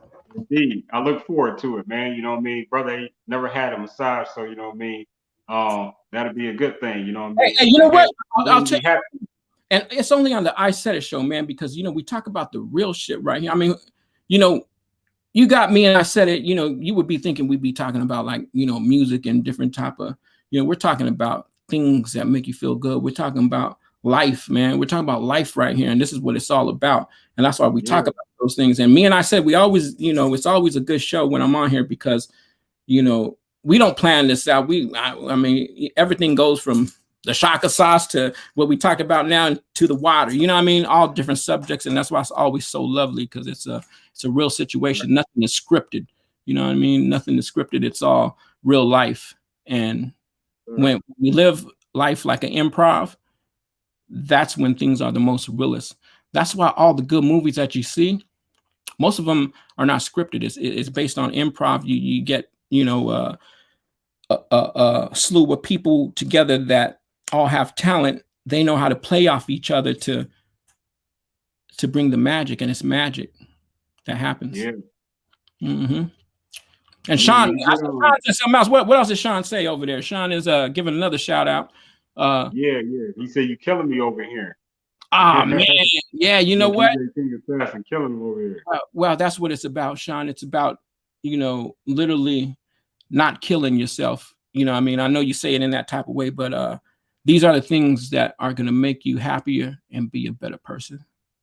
You know what I mean? Because when you're happy, you're a better person. That attracts people. That's like you become a magnet. All the girls want you after that because they see you ain't even tripping off them. You ain't tripping off nothing. They see you happy. How can I be happy? Oh, because you look happy. Oh, yeah. Oh, yeah. You want me to call you. Now you're calling me. Oh, okay. That part.com. Yeah. Because see that they see in your face. They know when you're happy. People know when you're happy. You just have that glow. You're happy. And some people be jealous of it. Some people will be attached to it. Some people will just look at you and not understand and just be with their mouth open, not knowing. And some will be like, how can I be down? Hey, that's what I say. Just practice all the different things that you have to practice in life, and practice makes perfect. That's what it's all about. You doing something that and people see that. They see the encouragement. They see the how you are with yourself as far as being confident. They see the confidence. Confidence is everything, folks. Confidence means all. Yeah. When you were young and you went to school and you didn't want to go to school, you didn't have the confidence in going to school because maybe some people take the most littlest thing and turn it to the biggest thing when ain't nobody even tripping off that, because you find out when you're older in life that didn't mean a thing. What kind of shoes you had, what kind of shirt you had on, or what kind of fancy things that you wish you had. Don't let those things bring you down, because you're going to eventually get those, but you have to learn. You have to keep on massaging your mind too. Wow, that's deep. Mind. Yeah. Read a book. You'll be surprised what that does to your mind and how free you become. Yes, sir. Right there, man. Wow, that's deep. That's deep right there. And I'm glad, Sean, you brought that out in me. Let's go to the keys to success right there. He said, read a book. So if y'all want to read a book, one book that I would like to recommend is Riding with Rick. You know what I'm saying? 21 Keys to Success, the legendary, one and only, iconic, Rick Boom.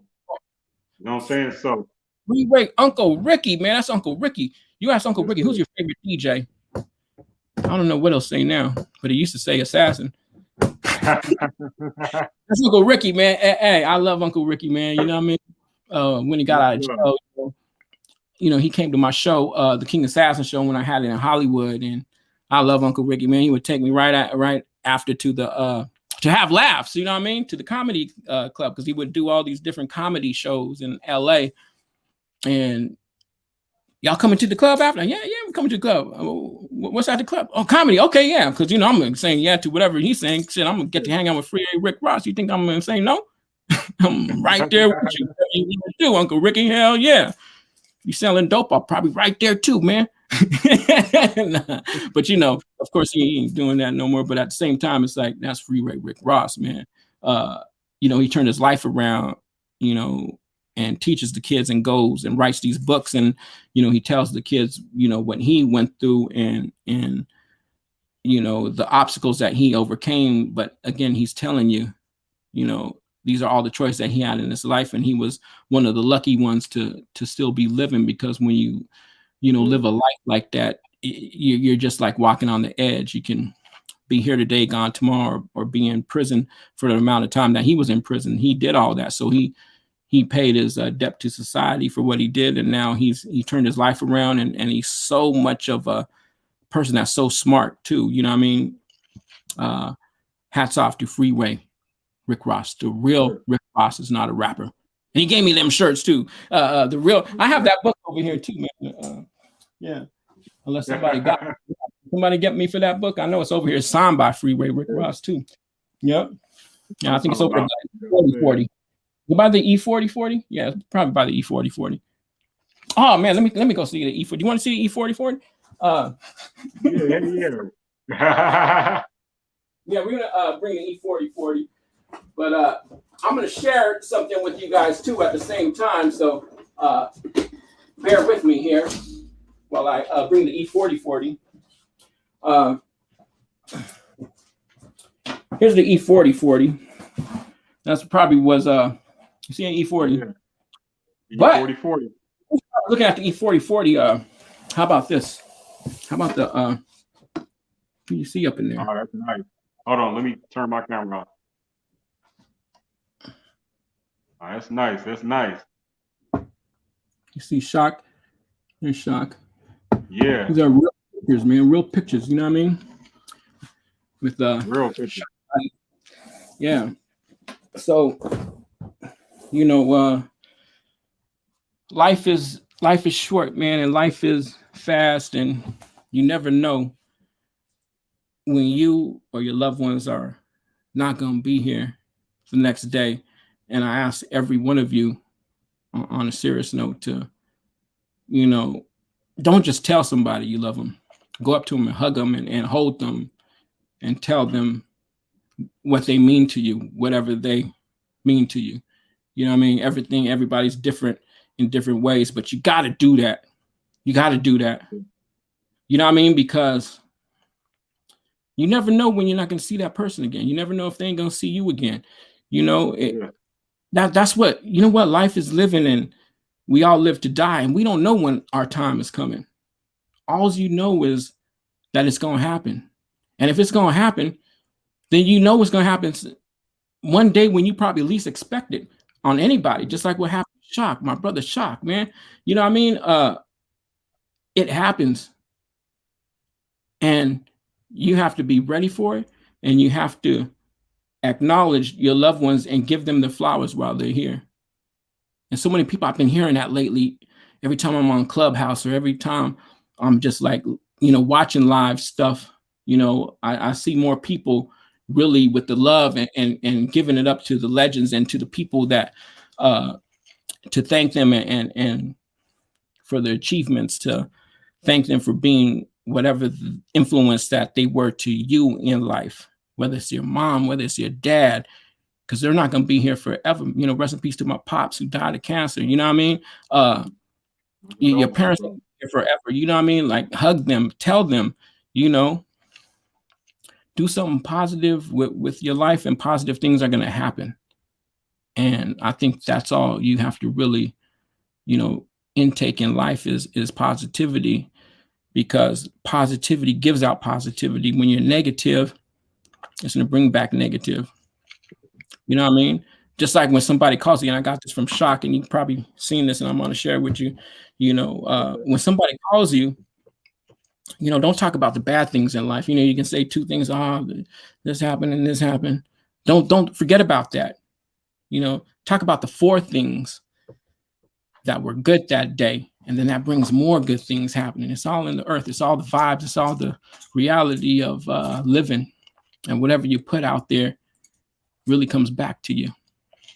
And I said it, and it shall be done. Done. And we're having a good time right now. So we're putting out the good vibes, and we are with Isaidit Management. And man, everybody check in. Sean's on the check in. You know, Hazel Eyes. What's her name? Aisha and Hazel Eyes. Was it Hazel? Hazel. Yeah, Hazel. Man, Hazel. Right, Hazel Merritt with the simple sauce.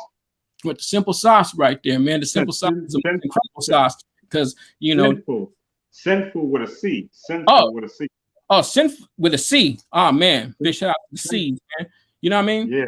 B's too. Shout out to everybody. A, B, C's, and D's, and E's, and F's, and G's. I already know. Already, and you already know. And I said it, and it shall be done. Done. Of I said it, and it shall. We're talking about alphabets right now. I want to pick 3 letters out the alphabet and play a video. And it starts with T, M, Z. Let's go. Longtime friends and producers, DJ King Assassin, and he joins us right now. DJ King, how you doing? Yeah, I'm doing fine. How you doing, fellas? We're okay. When I understand you've been in contact, you were in contact with Afeni recently, one talking about the project, but just you were close to her, right? Indeed. I just got off the phone with her like last weekend. It's crazy because she sounded perfectly fine and, you know, didn't have no kind of complications about anything. I go through the Shakur estate to get clearances for the movie that I'm doing, which is Machiavelli 2016, which is a totally different concept than the movie that's coming out, which is the All Eyes on Me. You know, I produced Tupac ever since he was in the Bay Area, so we go back way far, even before he was even famous, because I wrote with Digital Underground. I was taught by Shock G to produce, you know, Feeney. She's a lovely woman, and I miss her, and, you know, it's hard. It's a shock to me right now of what's going on, especially since I just talked to her last week. This is just like shocking news to us all. Yeah. R.I.P. to Afeni Shakur and of course Tupac. Mama Afeni, man, a great woman right there, man. And you hear it right there. You hear it in my voice, man. You know how dear, you know, she is to me, to us all. You know, mother of us all, mother for us all. You know what I mean? And you hear me say shock, you know, all the time in my interviews. There's never an interview. Look up all my interviews. I always mention shock all the time. You know, that everybody asks me, you know, like, you know, how'd you learn? Well, you know, Shock G taught me, man. Shock G. Shock G. Yep. It's like he was saying, you get that shock. Hats off to you now, Shock. Hats off to you, brother. Love you, man. Salute to that brother, man. Great brother, man. You know what I mean? We glad to have had him around. You know what I mean? I definitely have great memories, you know, not being a person that had the pleasure of ever getting to be in his presence and meet that man. But, you know what I mean, through his music, through Tupac's music, through so many people, some of the greats music, man. It's like I was talking to you on the phone, man, like we be chopping it up. You know what I mean? Right. Like, it's just, they so real. Their music is just so real and passionate. The pain they was able to insert and incorporate into their music, into just that one of a kind sound they created that, you know, becomes a memory. You know what I'm saying? It's locked in. Like, I have an internal radio where I'm constantly playing Tupac. You know what I'm saying? You know what I mean? I have Humpty Hump. You know what I mean? Everybody like has ever passed. Anybody has ever done anything. You know what I mean? It's like it's instilled in you. So when you lose these people, even though you didn't know them, you are technically losing a piece of yourself because they've been instilled in you. You know what I'm saying? That sound, even going back to the sound of old school music. You know, I'm talking about 70s music that, you know, when we're feeling bad, you know what I mean, we draw to, you know what I mean, some of that old school sound because they created the frequency for us today. And we do owe them a lot. Like, we owe the legends, you know what I'm saying? They came even before you. You know what I'm saying? A lot of respect because they created the frequency that we are all living on today, man. Exactly. And you know, I can say it any better because, you know, that's what it's about is, you know, we learn from the older cats and then, you know, we take it upon ourselves and flip it and do what we can do. But at the same time, when we lose somebody, it's like we lose a part of ourselves too, because we feel like a part of us, you know, died with them, you know, and it's hard to overcome that, but you got to know that you're still living, and you got to know that that person will want you to be all you can be. So you have to become stronger because they're overlooking you now. They're watching you. They're actually an angel over you that's going to protect you and guide you to the right places, to the whatever you do in life. And that's what I truly believe. And you know, Pac was gone, and you know, he overlooked Shock, he overlooked me, he overlooked everybody. Now Shock's gone, he's overlooking us all right now. And people know how close I was to Shock, and a lot of people were checking in on me. I wasn't even answering the phone when I said it. You know what I mean? We planned this before he died, so I wasn't going to cancel this one. You know what I mean? Because I know you, I'm comfortable here, but anywhere else, I wouldn't do it. I wouldn't even do it for myself, you know, get on live and talk about Shock because it's so, it's like my heart, you know what I mean? I can't do it, but I could do it on the I Said It show, man. You know why? Because I'm comfortable here and it needs to be said and it shall be done. Done. Like Shock say, that's deep. Man, bro, that means so much more than what words can Like really I express. feel like, you know, he's going through my body right now with what I'm saying, and it's just true because that's what happens, man. You know, everybody's here for a reason, and when they're gone, you have to take that in, and you got to be thankful for what they taught you and what they do in life and what they have done, and continue to hold the torch. Because when I'm gone, somebody else is gonna hold it down for me. When you're gone, I said somebody's gonna hold it down for you. You know what I mean? Because we're influencers, because we are actually doing it right now. We're on a platform talking to you about things where we're letting things out into the universe that you are capturing. Maybe you might be the next I Said It. Maybe you might be the next DJ King Assassin. Maybe you might be the next Tupac or Shock G, but in your own mind, in your own form. I'm not saying to be exactly like somebody. I'm just saying take it to where you want to take it because you have the mind to do it. You can be that one person that could spark somebody else's mind to be even bigger than you. Bigger and badder and deafer. That's what life is about. Life's not about competition. It's good to be competitive in sports and do all that and in rap music, and you know, but nobody should lose their life behind, you know, senseless murders of you know, people arguing or a rap battle or whatever, or somebody stepping on your shoe. You know what I mean? We all have to know that we're our biggest enemies too at the same time. You know what I mean? We have to learn to get along with each other. We have to learn to live and make it better for the future generation. I always say this too. I'm going to say this, you know, again, it's all about the kids, man. It's all about teaching the kids, instilling into the kids what is right and what is wrong. And at the same time, don't be afraid to tell them, you know what I mean? But don't let them find out for themselves with what they want to do in life. You can't just say, hey, you're going to be, son, I was a football player. You're going to be a football player too. No, I'm a rapper. You're going to be a rapper too. No. Hey, right. Everybody has their own destiny, what they want to be, and let the kids do what they want to do when it comes to what they want to do, as long as it's something. You have a problem when they don't want to be anything, right? But all kids, man, kids come with dreams, man. Kids are the most incredible people in the world because they have minds that are not corrupted. You know what I mean? They have minds that are just so free, and that's why they love magic. Yeah, that's why they believe in magic, and it really is magic for them, and they really see it come true because it does come true because they believe in it. When you believe in something, it's going to happen. And eventually, if you put it into existence and you start talking about it, and you're always going to talk about it. If I'm always talking about being a millionaire and now a quadrupler or now a trizillionaire, gazillionaire, then I'm going to be a gazillionaire. Right. You're going to be a gazillionaire. We all just, that's going to be the key word every time I'm on the show. Gazillionaire. Hey, gazillionaire. I see you, gazillion. You see, we're going to call each other gazillionaires all the time. And that's what we're going to have. You know what I mean? But that's life and that's reality. And that's what you got to put out into the world for existence. of what you want to do in life. If you want to be a doctor, then talk doctor every day. If you want to be a politician, talk politics every day. Tweet that stuff, you know what I mean? Put it out there. If you want to be a mechanic, talk about the different cars, talk about the different engines, talk about, you know, the different things you want to do when you get this car and you want to own this car. If you want to be a fighter, then go to the gym, you know, work out every day, eat all the different things, you know, muscle nutrients, all that stuff. You want to be a baseball player, you know, pull out the bats and the mitts and the balls. And you want to be a football player, be a football. You want to be a beat maker, pull out the beat machines. If you want to record, pull out the old school reels and learn how to record on reels.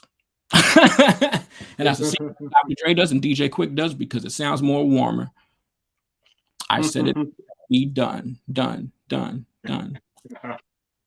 Yeah, man. You touched on a lot of good points, man. I want to just kind of repeat something that you said in reference to no one should be losing their life over some doggone music. You know what I'm saying? And especially when it comes to rap battles, I want to speak on this in particular real quick, just because you mentioned about the rap battles too, man. You know what I mean? Sometimes I think that, you know, back in the day when y'all used to, you know, when y'all helped start this, the foundation of battling and stuff like that, it was still a limit. You know what I'm saying? Like, you know, you hit below the belt. Right, you hit below the belt, but you know not where to go. And I'm disappointed to say, and this is a story that was highly televised on the internet and was all over the place. Did you hear about that guy they were battling, and then this one guy, he held up a picture of the guy auntie who had just passed, and he talked about his auntie like a dog. And then after the battle, the guy killed him for talking about his auntie. You know what I'm saying? And this is why I'm talking about this, man. There's limits. You should know better. You do not do that. That's beyond a battle, man. That's just totally disrespectful. You don't do that, man. We have there's limits to everything. Yeah, there's limits, especially, you know, to talk about anybody when you know it's a bad situation and they're clowning somebody, you know, that's not here to defend themselves. You know what I mean? Right. You should never down anybody that's not here to defend themselves, because it makes you look like a coward, like a sucker. And that's exactly what that person was doing, was being a sucker. And you know, I'm not saying anybody deserves to get shot because of something like that, because maybe he was, you know, thought different, that he was just doing that to like win the battle or whatever. But you see what people do, anything for battles, they do anything for Instagram likes, they do anything for YouTube views. And that's one thing, kids, don't do stuff for that, man, because that's the stuff that's faster than life, that's here and gone tomorrow. And you'll find out when you're 20, 30 years old, if you're 16, that ain't gonna mean nothing at that age when you're that age. Just like, you know, this t-shirt ain't gonna mean nothing when I'm 20, 30. Right now, it's all looking fine and dandy because it says, can I kick it? Yes, you can. Can I kick it? Yes, you can. Well, I'm gone. Can I kick it? Yes, you can. Can I kick it? Yes, you can. Can I kick it? Yes, you can. Gone. And that's the reality. I said, you know, because you have to take life serious too, even though, you know, it's battles and you can clown. There's a certain limit, like you said, to do the clowning, but you don't want to clown like that. You know what I mean? You don't want to clown like that and pull out pictures and do stuff like that, because you already know there's going to be confrontation. Yeah. Like that's common sense, you know, the people that are quick to kill somebody are the ones that can't defend themselves too, because they got the guns and they're ready. You know, he was ready. He was waiting for some shit like that. Like that's, you know, and it was that's some crazy. I never heard about that one, but I'm gonna read that. I'm gonna look that up, man. That's sad. You know what I mean? Because it happens in our communities. You know what I mean? It happens. It's our kids that are doing that. It's your brother, my brother. It's somebody's cousin, somebody's family member. And if not, then it's somebody who we know that we know that we know. You know what I mean? Because we're all in this together, whether we like it or not. Even with the white people, you know what I mean? Even with the prejudiced people, even with the people of all nationalities, you know, we're all living together. We're all, you know, eventually going to bump into each other. You know what I mean? Why not just make the world a better place and don't even trip about whoever? Just it's like going a route that you have to go to be happy and share that happiness with others, because it's that's the the disease that we want. That's what we want to catch. We want to catch that love. We want to catch that spirit that is happy, because that's contagious too.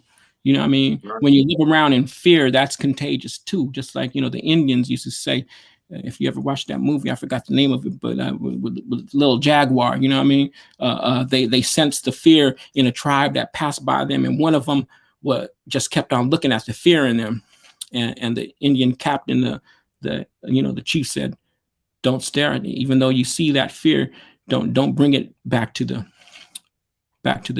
Right. tribe. Don't bring it back to the tribe, because it's contagious." You know what I mean? And that's so true, because you have to be around people that, like I said, that aren't toxic, man, that have and I'm not saying that, you got to help people too. You know what I mean? If they want to be helped with whatever it is. And Right. when I say, if people are on drugs or people are doing stuff that you don't agree with, I'm not talking about that type of toxic. If it is that type of toxic, then help them out before you give up on them, because you don't know what they're going through. They're doing that shit for a reason, because it might have started off because they did some where they couldn't cope with shit, so it made them feel better. Whether if it's drinking alcohol, you're an alcoholic, or you're smoke a lot of weed or smoke whatever. Too much is bad. I don't care what it is. You know what I mean? And we have to know that balance. That balance is going to keep us balanced in life. It's going to keep us standing up. It's going to keep us, to keep on doing the things that we do. But when you see somebody that is losing their balance, they need help. You have to give them help, because if not, they're going to fall down, and they ain't even going to know when it's time to fall down. You know what I mean? It's just going to happen. So we have to help those. And when I say, to stay away from toxic people, I don't mean, to not help the people that are toxic. I'm just saying, the ones that are doing it in an evil type of way. And that's what you have to look out for. You know what I mean? Just because somebody does drugs doesn't mean that they're evil people. You know what I mean? It just means that that's something that they're eating. It's their nutrient at that time, and they became addicted to it. And if they don't have it, they might fall into some shakes or some shit like that, because that's the reality. That's what heroin does. If you're a heroin addict, you know what I mean? Just with anything, drugs. If people are addicted to McDonald's, if they don't have McDonald's, they're going to act crazy, and they're going to yell at whoever their spouse or whoever their kids or whoever, man, because everything is drugs. Yeah, they need their coffee. We have to recognize and know that controls our actions. It controls the way we speak, the way we eat, the way we live. Like Tupac said, you got to make that change for the better in time. And you can't just do it. Some of us can do it cold turkey, and some of us can do it slowly. Whether it's quitting smoking cigarettes, whatever you do, it's bad for you. Of course, back in the days, you remember people that used to smoke lasted longer, because guess what, folks? Something different in all that shit. Now, even them vapes, people are catching heart attacks because of the vaping and all that stuff. Is something that's new, just like the vaccine is new. We're going to all be compromised to a certain degree on certain things that are new. So you're taking the bad away and going with this new stuff, because it's going to help you quit smoking. So you're smoking those little pens or whatever, and those pens are actually more toxic than them cigarettes. Proven facts. Yeah. A lot of people disagree with me because they're addicted to that. And when you're addicted to it, you're going to say any little thing so that you can go back to smoking that vape. Any little thing, because that's how addicted it is. It's like being on drugs. It is a drug.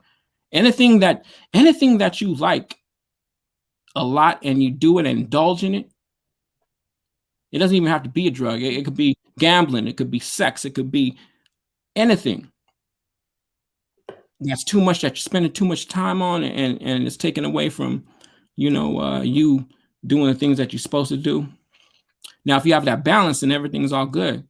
But sooner or later, when it's something bad that you're doing, it can only last for so long. And eventually you have to either take it completely out of your life or find another alternative. Alternatives are always the best bet. God's going to give you alternatives, because I can't tell you what that alternative is. You got to know as a person what it's going to be to change your life. And You have to think about that, and you know what it is. I can't tell you. You know in your head right now. I bet you there's somebody right now who I'm talking to, and they're saying, you know what, Assassin, you're right. And I know what that alternative is. Well, guess what? Ask God for it. He's going to give it to you. And when you ask God and he gives it to you, he moves you to the next level. When it's time for the next level, you thank him, and you're going to be a person that you always wanted to be. You're going to have that shine, you're going to have that glow, and you're going to be someone that is thankful, and you're going to always let it be known that it's God. And that's the first person you got to thank, for living. Just like I said earlier, thank God when you wake up in the morning, thank God. Yeah. Amen. Right there. Man, rest in peace, Shock. Real talk going on right now, man. Ain't nothing but real talk over here. You know what I'm saying? Especially when DJ King Assassin comes to the show. Man, something else, because we just so open with these topics right now. Just going back to death and reminding these young guys that when you talk about the dead, that only brings death upon you. Do not talk about the people that have passed in a negative way. You know what I'm saying? Like, you know what I mean? They have this thing, I don't know where this came from. It's in Chicago, it's in New York, it's everywhere. Where when a rapper dies, they say they smoking on their pack. They smoking on the dead rapper. Like they use the person's name as if being sarcastic. You know what I'm saying? Saying that they're smoking on the dead rapper. And that's just like totally disrespectful, man. Y'all really need to stop doing it, because what you need to realize is you're only bringing death into your own life, you know what I mean? And bad things into your life, into your circle, and into your family. So, I mean, stop doing that, please, man, because we're all connected at the end of the day with energy. You know what I mean? Like I was talking about, like me and DJ King of South talking about with the frequencies and stuff. Like, man, people don't know like how much we are all connected. That's why for people that know, like us, who's aware, it really does hurt, you know what I mean? And people look at people like, man, why you feel bad? You didn't know them, you know what I'm saying? Why do you feel bad? Because they died. But that's because we're all, you know what I'm saying? We're really connected with each other. Exactly. Really love people, man, like we do. You know what I'm saying? It really hurts to see people self-destruct. Right. And, it affects, the next person to do something like that, or to go out that type of way, because it's an ongoing process, and it becomes, like whatever you say into the world, comes back to you. And if you're, using that in a negative type of force, or like that's the thing, or that's the way I want to go out. Yeah, if I'm gonna go out, I'm gonna go out like that. Yeah. You have to understand life is living, and if you have talent, you want to be here as much as you could to give that talent, to live. That's the main thing. When God wants to take you, he's going to take you, and you can't never, like that's something that's just going to happen when he wants it to happen. But while you're here, don't put it upon yourself and write it out your own self, because when you write it your own self, it's going to happen right there. And then, like you said, I said it, just like your name, I said it and it shall be done. You know what I mean? When you talk about that stuff, you clarify so much, it's going to happen to either you or somebody you love. And you know what's even more hurtful is when it happens to somebody you love, and you have to be here on earth and still deal with that pain. That's a lot of pain, man, when somebody you dies. And that's why most people sometimes, they take it upon themselves, and they end up, they stop living. You see it with the birds. Every time a bird dies, the next one dies. If they were a couple, you see with the older couples, sometimes that happens. You know what I mean? But guess what? They were old enough to live that long, and they're just with each other now. But for you kids out there, man, you got a whole lot of years, man. And sometimes, you can go on living like you're invincible, but everybody can be touched in any kind of way. Everybody got to go to sleep, right? Are you nocturnal? Everybody has to sleep. That's right, man. You know what I mean? Like everybody can be touched, man. But at the end of the day, you're like, man, I can't be touched. Guess what? God can touch you. God can touch you. He's the one that allows you to live and allows you to die. If you're here, you're here for a reason. You got to love him and thank him for that, because obviously you're here for a reason, because he wants you to do something, because he sees the good in you. He knows what's going to happen in the future. That's why we're still here. And I said it's still here. We're keeping the torch lit for the Shock G's, for the Tupacs, you know what I mean? For the Eazy-E's. for the Black Robs, for the DMXs, for, you know, Prince Marky D, you know what I mean? Rapper Ecstasy, you know what I mean? Friends. How many of us have them? Friends. We're your friends. We're telling you, even if we don't know you personally, we love you and we want you to be good and be okay, because we know it's going to spark the next person and put the next person with a smile. That's a smile. Then when we come across each other and maybe we don't even know it, you smile at that person, that smile over there, and that smile back. You know what I mean? And already is a reciprocating type of love that's out there, because what you put out in the earth, you get back. And that is the honest truth. Amen. Yeah. God is good, man. God is good, and we're living right now, and we're living for the shocks. We're living for the pox.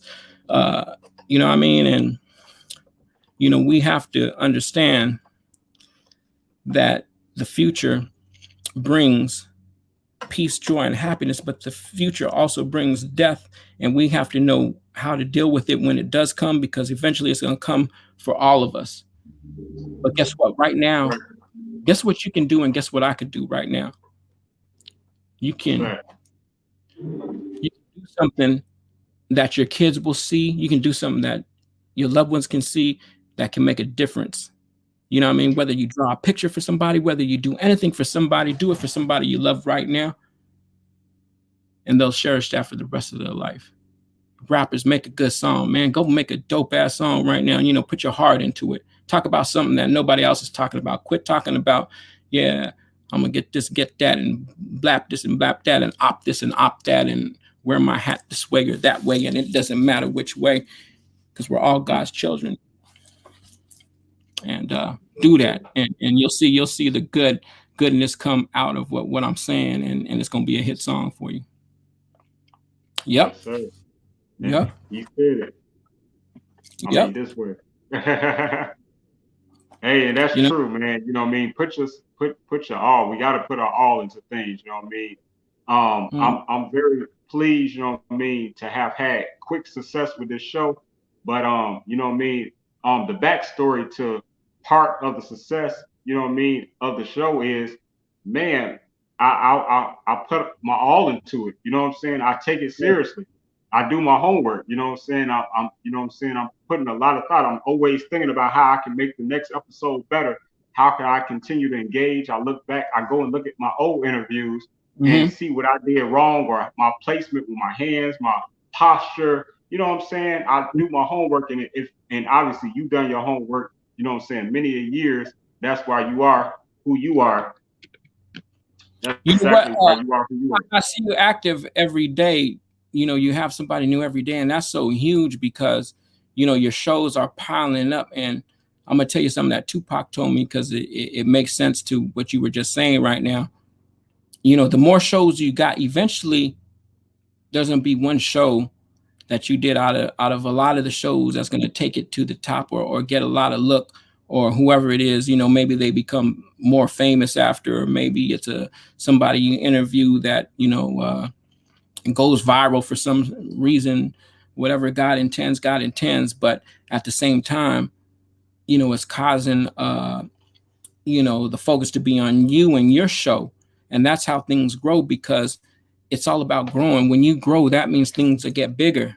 It's like a plant. When you put water on a plant, it's growing, it gets bigger. Your show can only get bigger because you're developing more media. More media means getting bigger. More media means more outlets. More outlets mean more people are knowing. More outlets, each one's teaching one to tell the next one, listen, that's him. Yeah, I was on the show before. Yeah, he had King Assassin. Yeah, he had cocaine. Yeah, he had you know, whoever, you know what I mean? And he had the kid down the block, man. He even got the kid down the block that raps. Yeah, such and such, him. Oh yeah, now he just signed a deal. Oh yeah, I said it and it shall be done. And the more people you network with, like you do every day, it's just getting bigger and bigger and bigger. It's like the ministries of you know, whether it's Catholic, Christian, Muslim, whatever, you know, those industries blow up because it's word of mouth. People talk. Everybody can talk. You know, it's what you put out there, and how sincere you are, and how you do your show, and the love you got for it. And I know you got love for it. I said it because you have to love this to do it every day like you do it, my brother. And I'm going to tell you, I probably would have got burnt out myself already how many times you do your show, because you're on it like every day, and you are the epitome of how a show should be. Salute and hats off to you. And you did exactly what I said to do. Never give up and keep doing it, man. And you went full force and you haven't stopped since, my brother. And that's why I'm on the show, and hats off to you. That's why I wanted to share my experience with Shock G here, on your show, and let everybody know that life is short, but you got to make of what it is while you're here and do the things. Don't put off what you can do today for tomorrow. Woo! And I said that show be done. And that's what I said it does, because it does a show every day. Hey man, I really appreciate all that, brother. You know what I'm saying? I'm just, man, it feels good. I feel being on your show. It relaxes me, my bro. It relaxes me, and at the same time, it makes me feel good, man. Because I know it's reaching people. I know people are listening right now, and I know it's gonna make a change. Even if it's one person that takes heed to what we're saying, they're listening, and they'll be like, "Man, them brothers, they got a lot of intelligence. They got a lot of all the things they're saying. I'm really feeling it, and I'm feeling it through my body right now. You know what? I'm gonna do that. What he just said right now, because he said it. I said it. That's right, TV.com. Because you said, you know what I mean? We're here, and hats off for having me on the show. I like to have a moment of silence right now. Please. Tupac and Shock, as we bow down our heads for Shock and for Tupac, a moment of silence.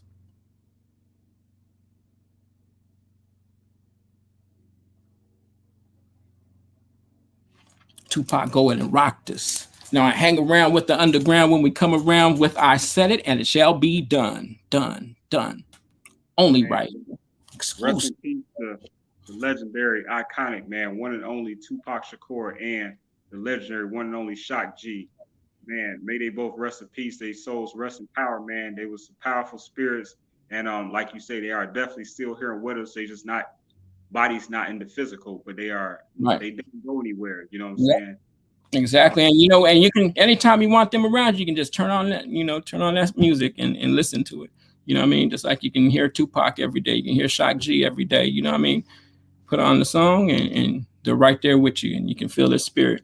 That's the beauty of music, or anything that can be recorded, or anything that you can draw, anything that you can do, even the healing, even your hands, anything and everything is something memorable, because it feels so good that you remember it. Anything you can remember that is a good situation by somebody, you're gonna miss that person when they're gone, but you're gonna have so much joy for what they brought.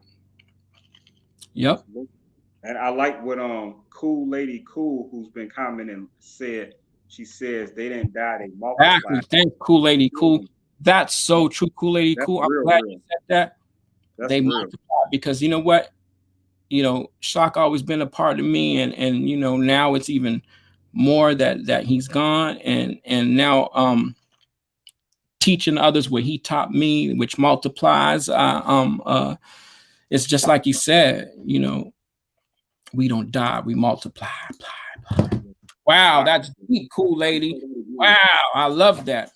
I like that. Yeah, I never heard it, but that's so real, because they did multiply in the sense that, their names of people that, say, as example, that didn't know Shock G, of the new generation. Exactly. Now they've been multiplying, and now the education of who he was has been multiplied, you know what I'm saying, throughout into the future. Like, that's so real. Like, that's crazy.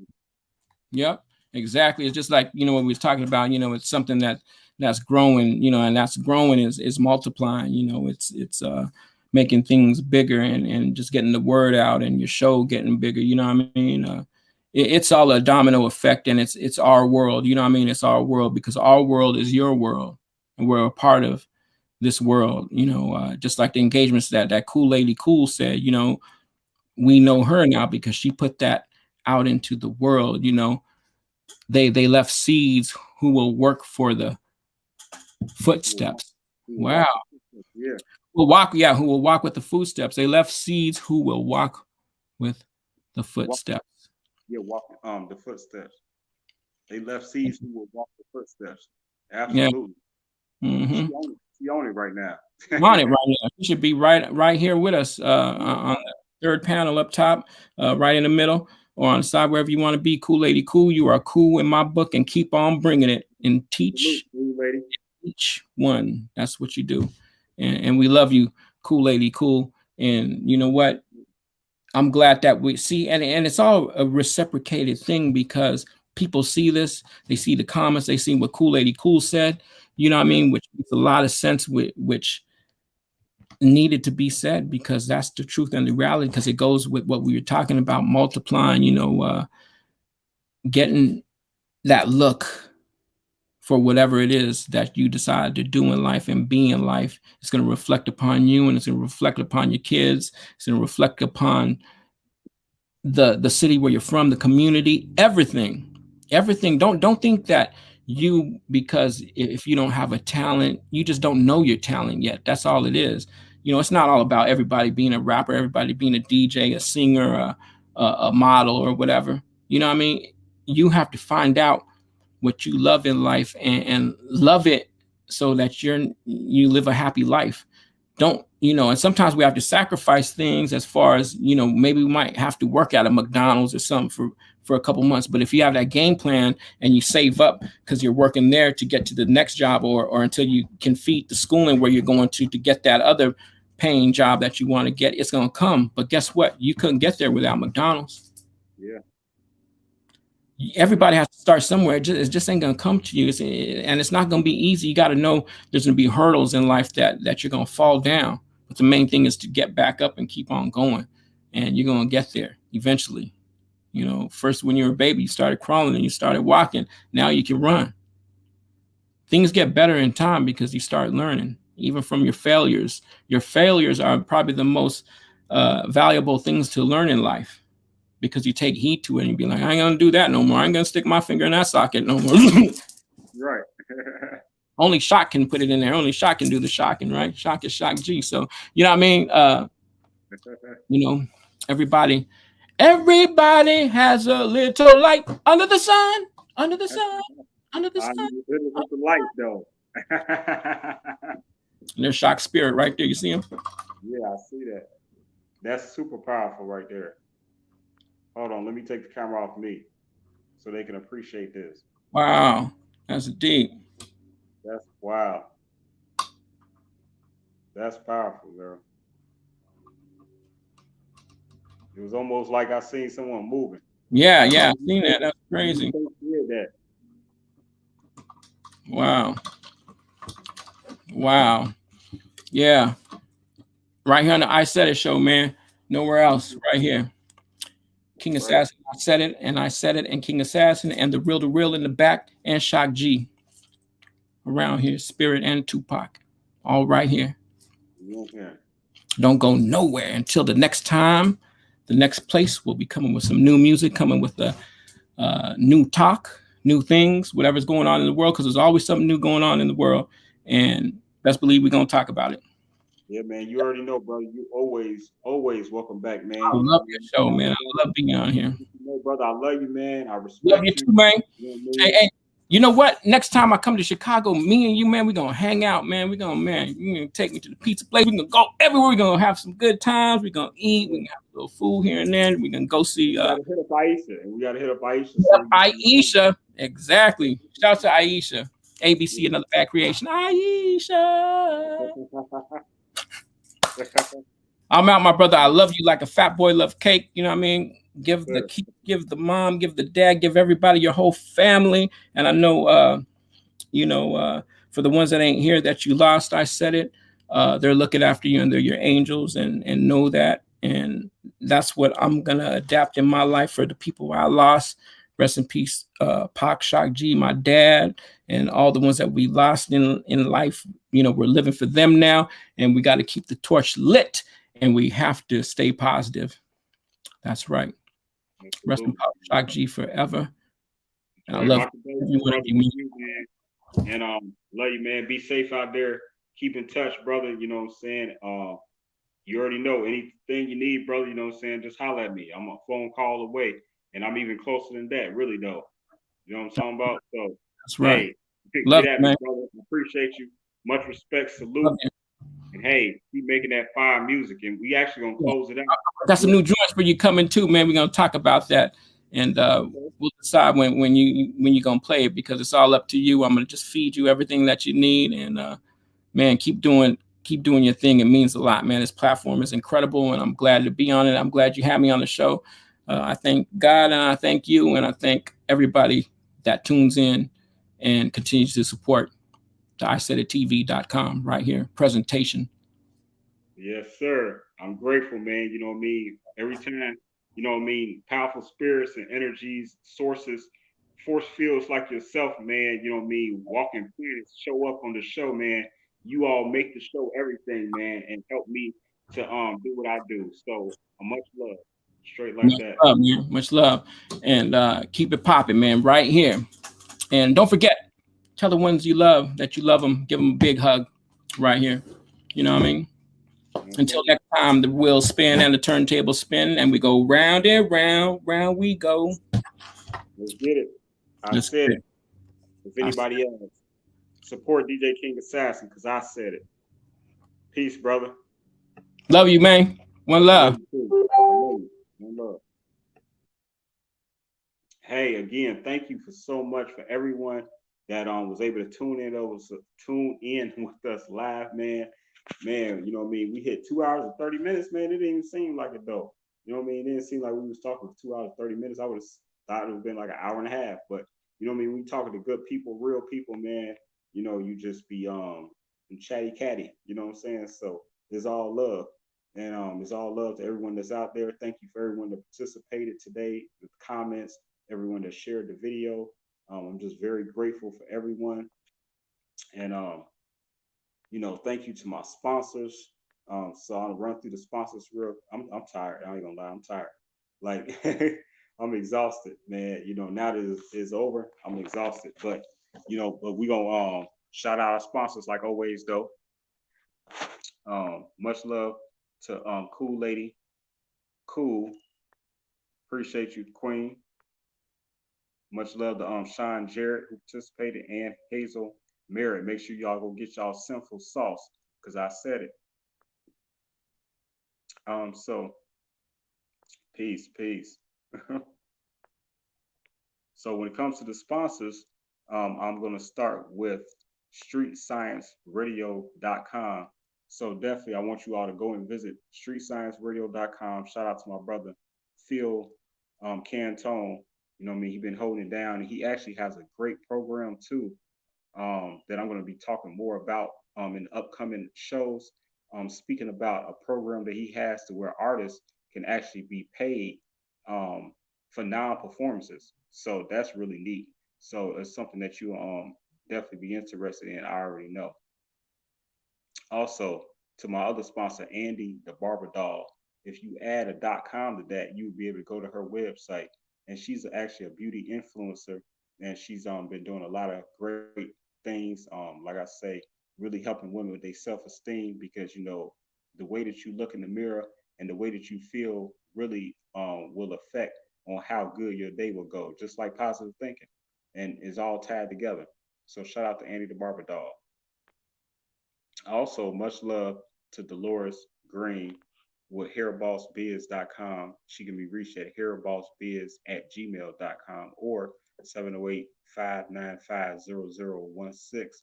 So shout out to Dolores Green. Also can be found on the AC Green Show. They're really doing a huge movement over there with AC Green, and you know, trying to help everyone to be able to be paid in this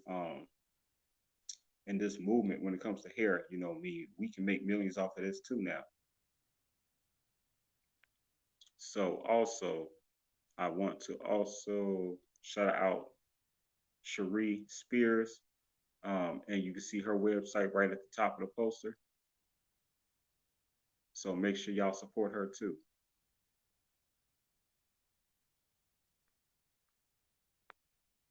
I want to shout out my brothers, GQ Gentlemen, you know what I mean, located right on 7149 South State in Chicago, Illinois, Styles by Dave. You know what I mean? They've been very generous during the time I've had this show, and I've was able to get a couple of ties, some of the shades that y'all seen me wear in the past. It all came from GQ Gentlemen. So much love to them. Also, let me shout out my friend Gina Hills. She's also a media partner of mine, and you can find her at lifeandentertainment.com or ginahills.com.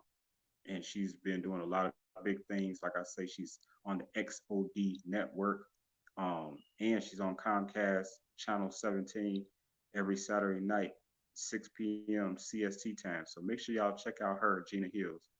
Much love to you. And to my other media partner, Elise Boswell, right out of Chicago. She's been doing her thing going on 10 years now with her magazine. I'm very proud of her as well. And it's called justmemagazine.com. So if you all like to be featuring her publication, anything like that, y'all better tell her that I said it sent you. Also, shout out to my friend Heather Claus. She does taxes. It's definitely tax season, so y'all definitely want to get that taken care of because they're not going to release some stimulus checks unless you do your taxes. So if you want it quicker, go and holler at Heather. She get that quick turnaround and get you paid. The maximum dollar for what you're eligible for. So shout out to Heather. Shout out to my friend Tawana Divine, aka Celebrity Chef Divine. And she has a cruise, an annual cruise that she do, and that's the information right there. So you can screenshot it. It'll be her 4th annual one, and so it's gonna be off the chain. It's all white event. So tune in with Tawana, and you can go to her website, divinetreats.com, treats with a Z. Also, let me see. If y'all did not know, I'm happy to tell you that on Mother's Day, we will be doing a pop-up tribute to women event in the middle of our Mother's Day event. It's going to be at the VIP lounge that's right there in Country Club Hills. It's the first time I'm actually mentioning this publicly. So, I'm going to be doing an event at the VIP lounge on Mother's Day. Right now it's said to be from 2 to 5 p.m. But if things change, I will let you know. I'm going to be putting the flyer together real soon. And we'll be having tickets for sale. So, anybody who's in the area, Chicagoland area, I definitely humbly invite you to come out and support, my Mother's Day event that I'll be putting together associated with 2 other powerful businesses. So, and I'll be releasing all of that real soon right here on the I Said It show. And I also, man, just want to shout out, man, DJ King Assassin, man. He showed up and showed out, man. Was he not dropping jewels? Was he not just like, man, telling the whole truth, like the whole story, like, about what's really going on out here and his entertainment and how this thing operate, man. He even broke down, how to DJ and, auto tune, like where you get a free auto tune class. So that was pretty cool.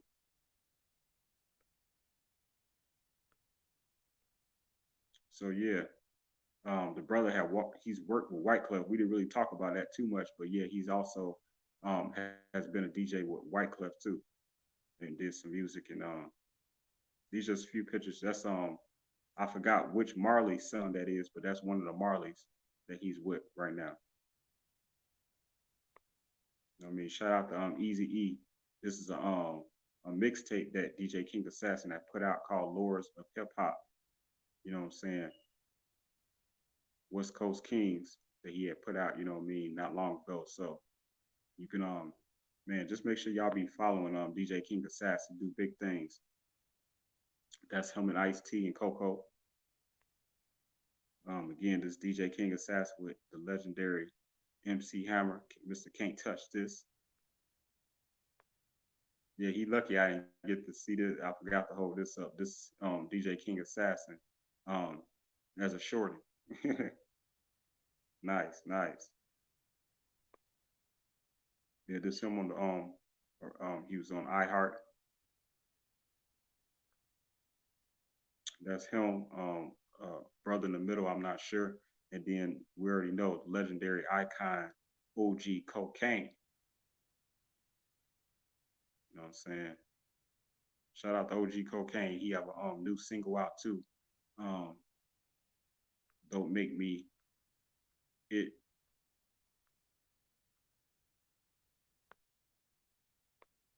This is DJ King Assassin and Tretch from Naughty by Nature. You know what I'm saying? They are making some music together recently, so much love, much love. Yeah, man. Yeah, man. I'm very grateful, man, that was able to feature, you know what I'm saying, DJ King Assassin on the show for the second time, man. That's really historic, you know what I mean? And it's all happened this year, man. It's been a powerful year so far on this show. I'm grateful, man, you know what I mean? And this is the thing about life as I just scroll through these pictures, you know what I mean? It's, things don't always happen out in every portion of your life, in every category, department of your life. But you know what I mean? Just always be grateful for the things that do happen the way that you know you would like for things to happen. You know what I'm saying? Because you know, as you continue to be grateful for the things that God do bless you with, you know what I mean, the man up above, the lady up above, then you will continue to receive, you know, greater blessings in your life by just being grateful. You know what I mean? But don't expect every single thing to always go right in life, because that's just not how it is. You know what I'm saying? You have to have a balance. You know what I'm saying? It's the yin and the yang.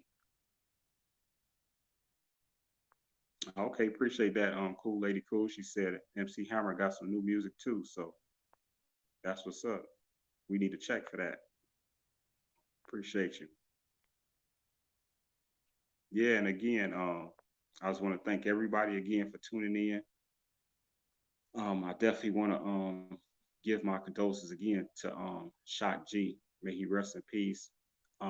May Black Rob, the great Black Rob, rest in peace. May the great late DMX rest in peace, man. You know what I mean? Three huge legends that we have lost, you know what I mean, in the recent weeks. And it's just terrible, man. But, you know, again, their spirits are still here.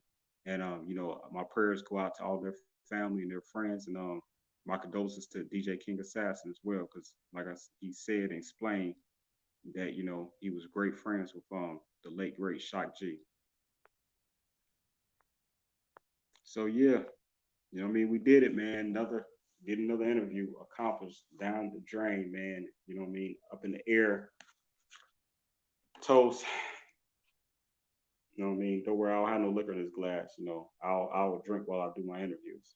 But but I will have a drink later though. When I turn this off, I'll bet you that. Man, much love to y'all. Appreciate y'all. Please again share this video. This is like I think my longest video I've ever done. It's going on 3 hours, so let me hear if you turn this off. But man, before my phone die. But again, thank you for everybody that tuned in, participated again. Matter of fact, we're gonna be right back here on Wednesday. Let me show y'all who I'm gonna be with. You know what I mean?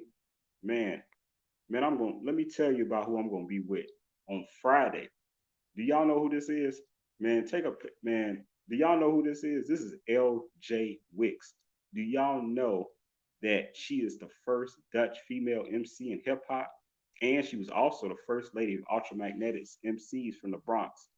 And she has recorded with the legendary New York City breaker, Mr. Wave from Beat Street, who I've also had the pleasure of interviewing too. You can find on my YouTube, Isaidit Management. So if you haven't subscribed, please go do that. But man, shout out to LJ Wicks. This woman is awesome. Sauce for real, for real. And I just can't wait to be able to celebrate her this Friday so that she can tell her story, because she's been around for a long time and really been doing her things. So much love to her. Salute, Queen. All right, for real, we're about to actually get out of here.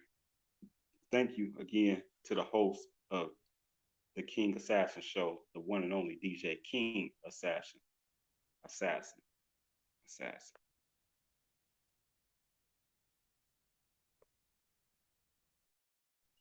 All right, man. I'm out of here. Peace and love. Blessings.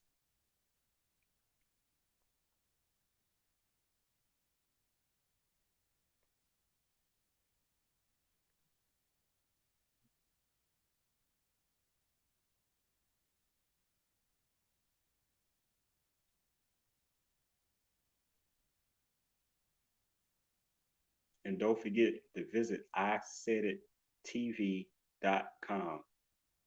And for anyone that needs any type of advertising, promotion, marketing, um, I'm just a phone call. Uh, um, I'm just an inbox away.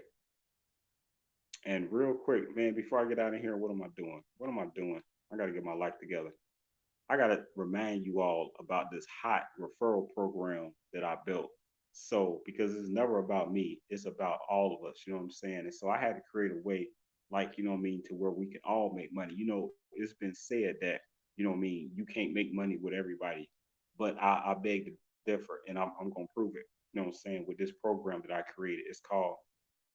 It's really the I Said It referral program. And this is where you can receive $10 as it reads, $10.66 every month for life of every sponsorship that you refer to me. So a sponsorship length is 6 months to 1 year. So that means, as example, if you was to bring me a sponsor, someone that would like to be on TV, radio, and magazine for one price, then you will receive $10.66 every single month. As they pay their payment, you get back $10.66. And guess what? You can do this as many times you allow yourself to do or have the time to do. You know what I'm saying? Within you know what I'm saying, what's going on in your life. So again, you refer somebody to me, I'm gonna take good care of them. I'm gonna do the work, the network, and I'm going to do what I said, and you're going to get paid on the other end. So we all make money. Man, how great is that?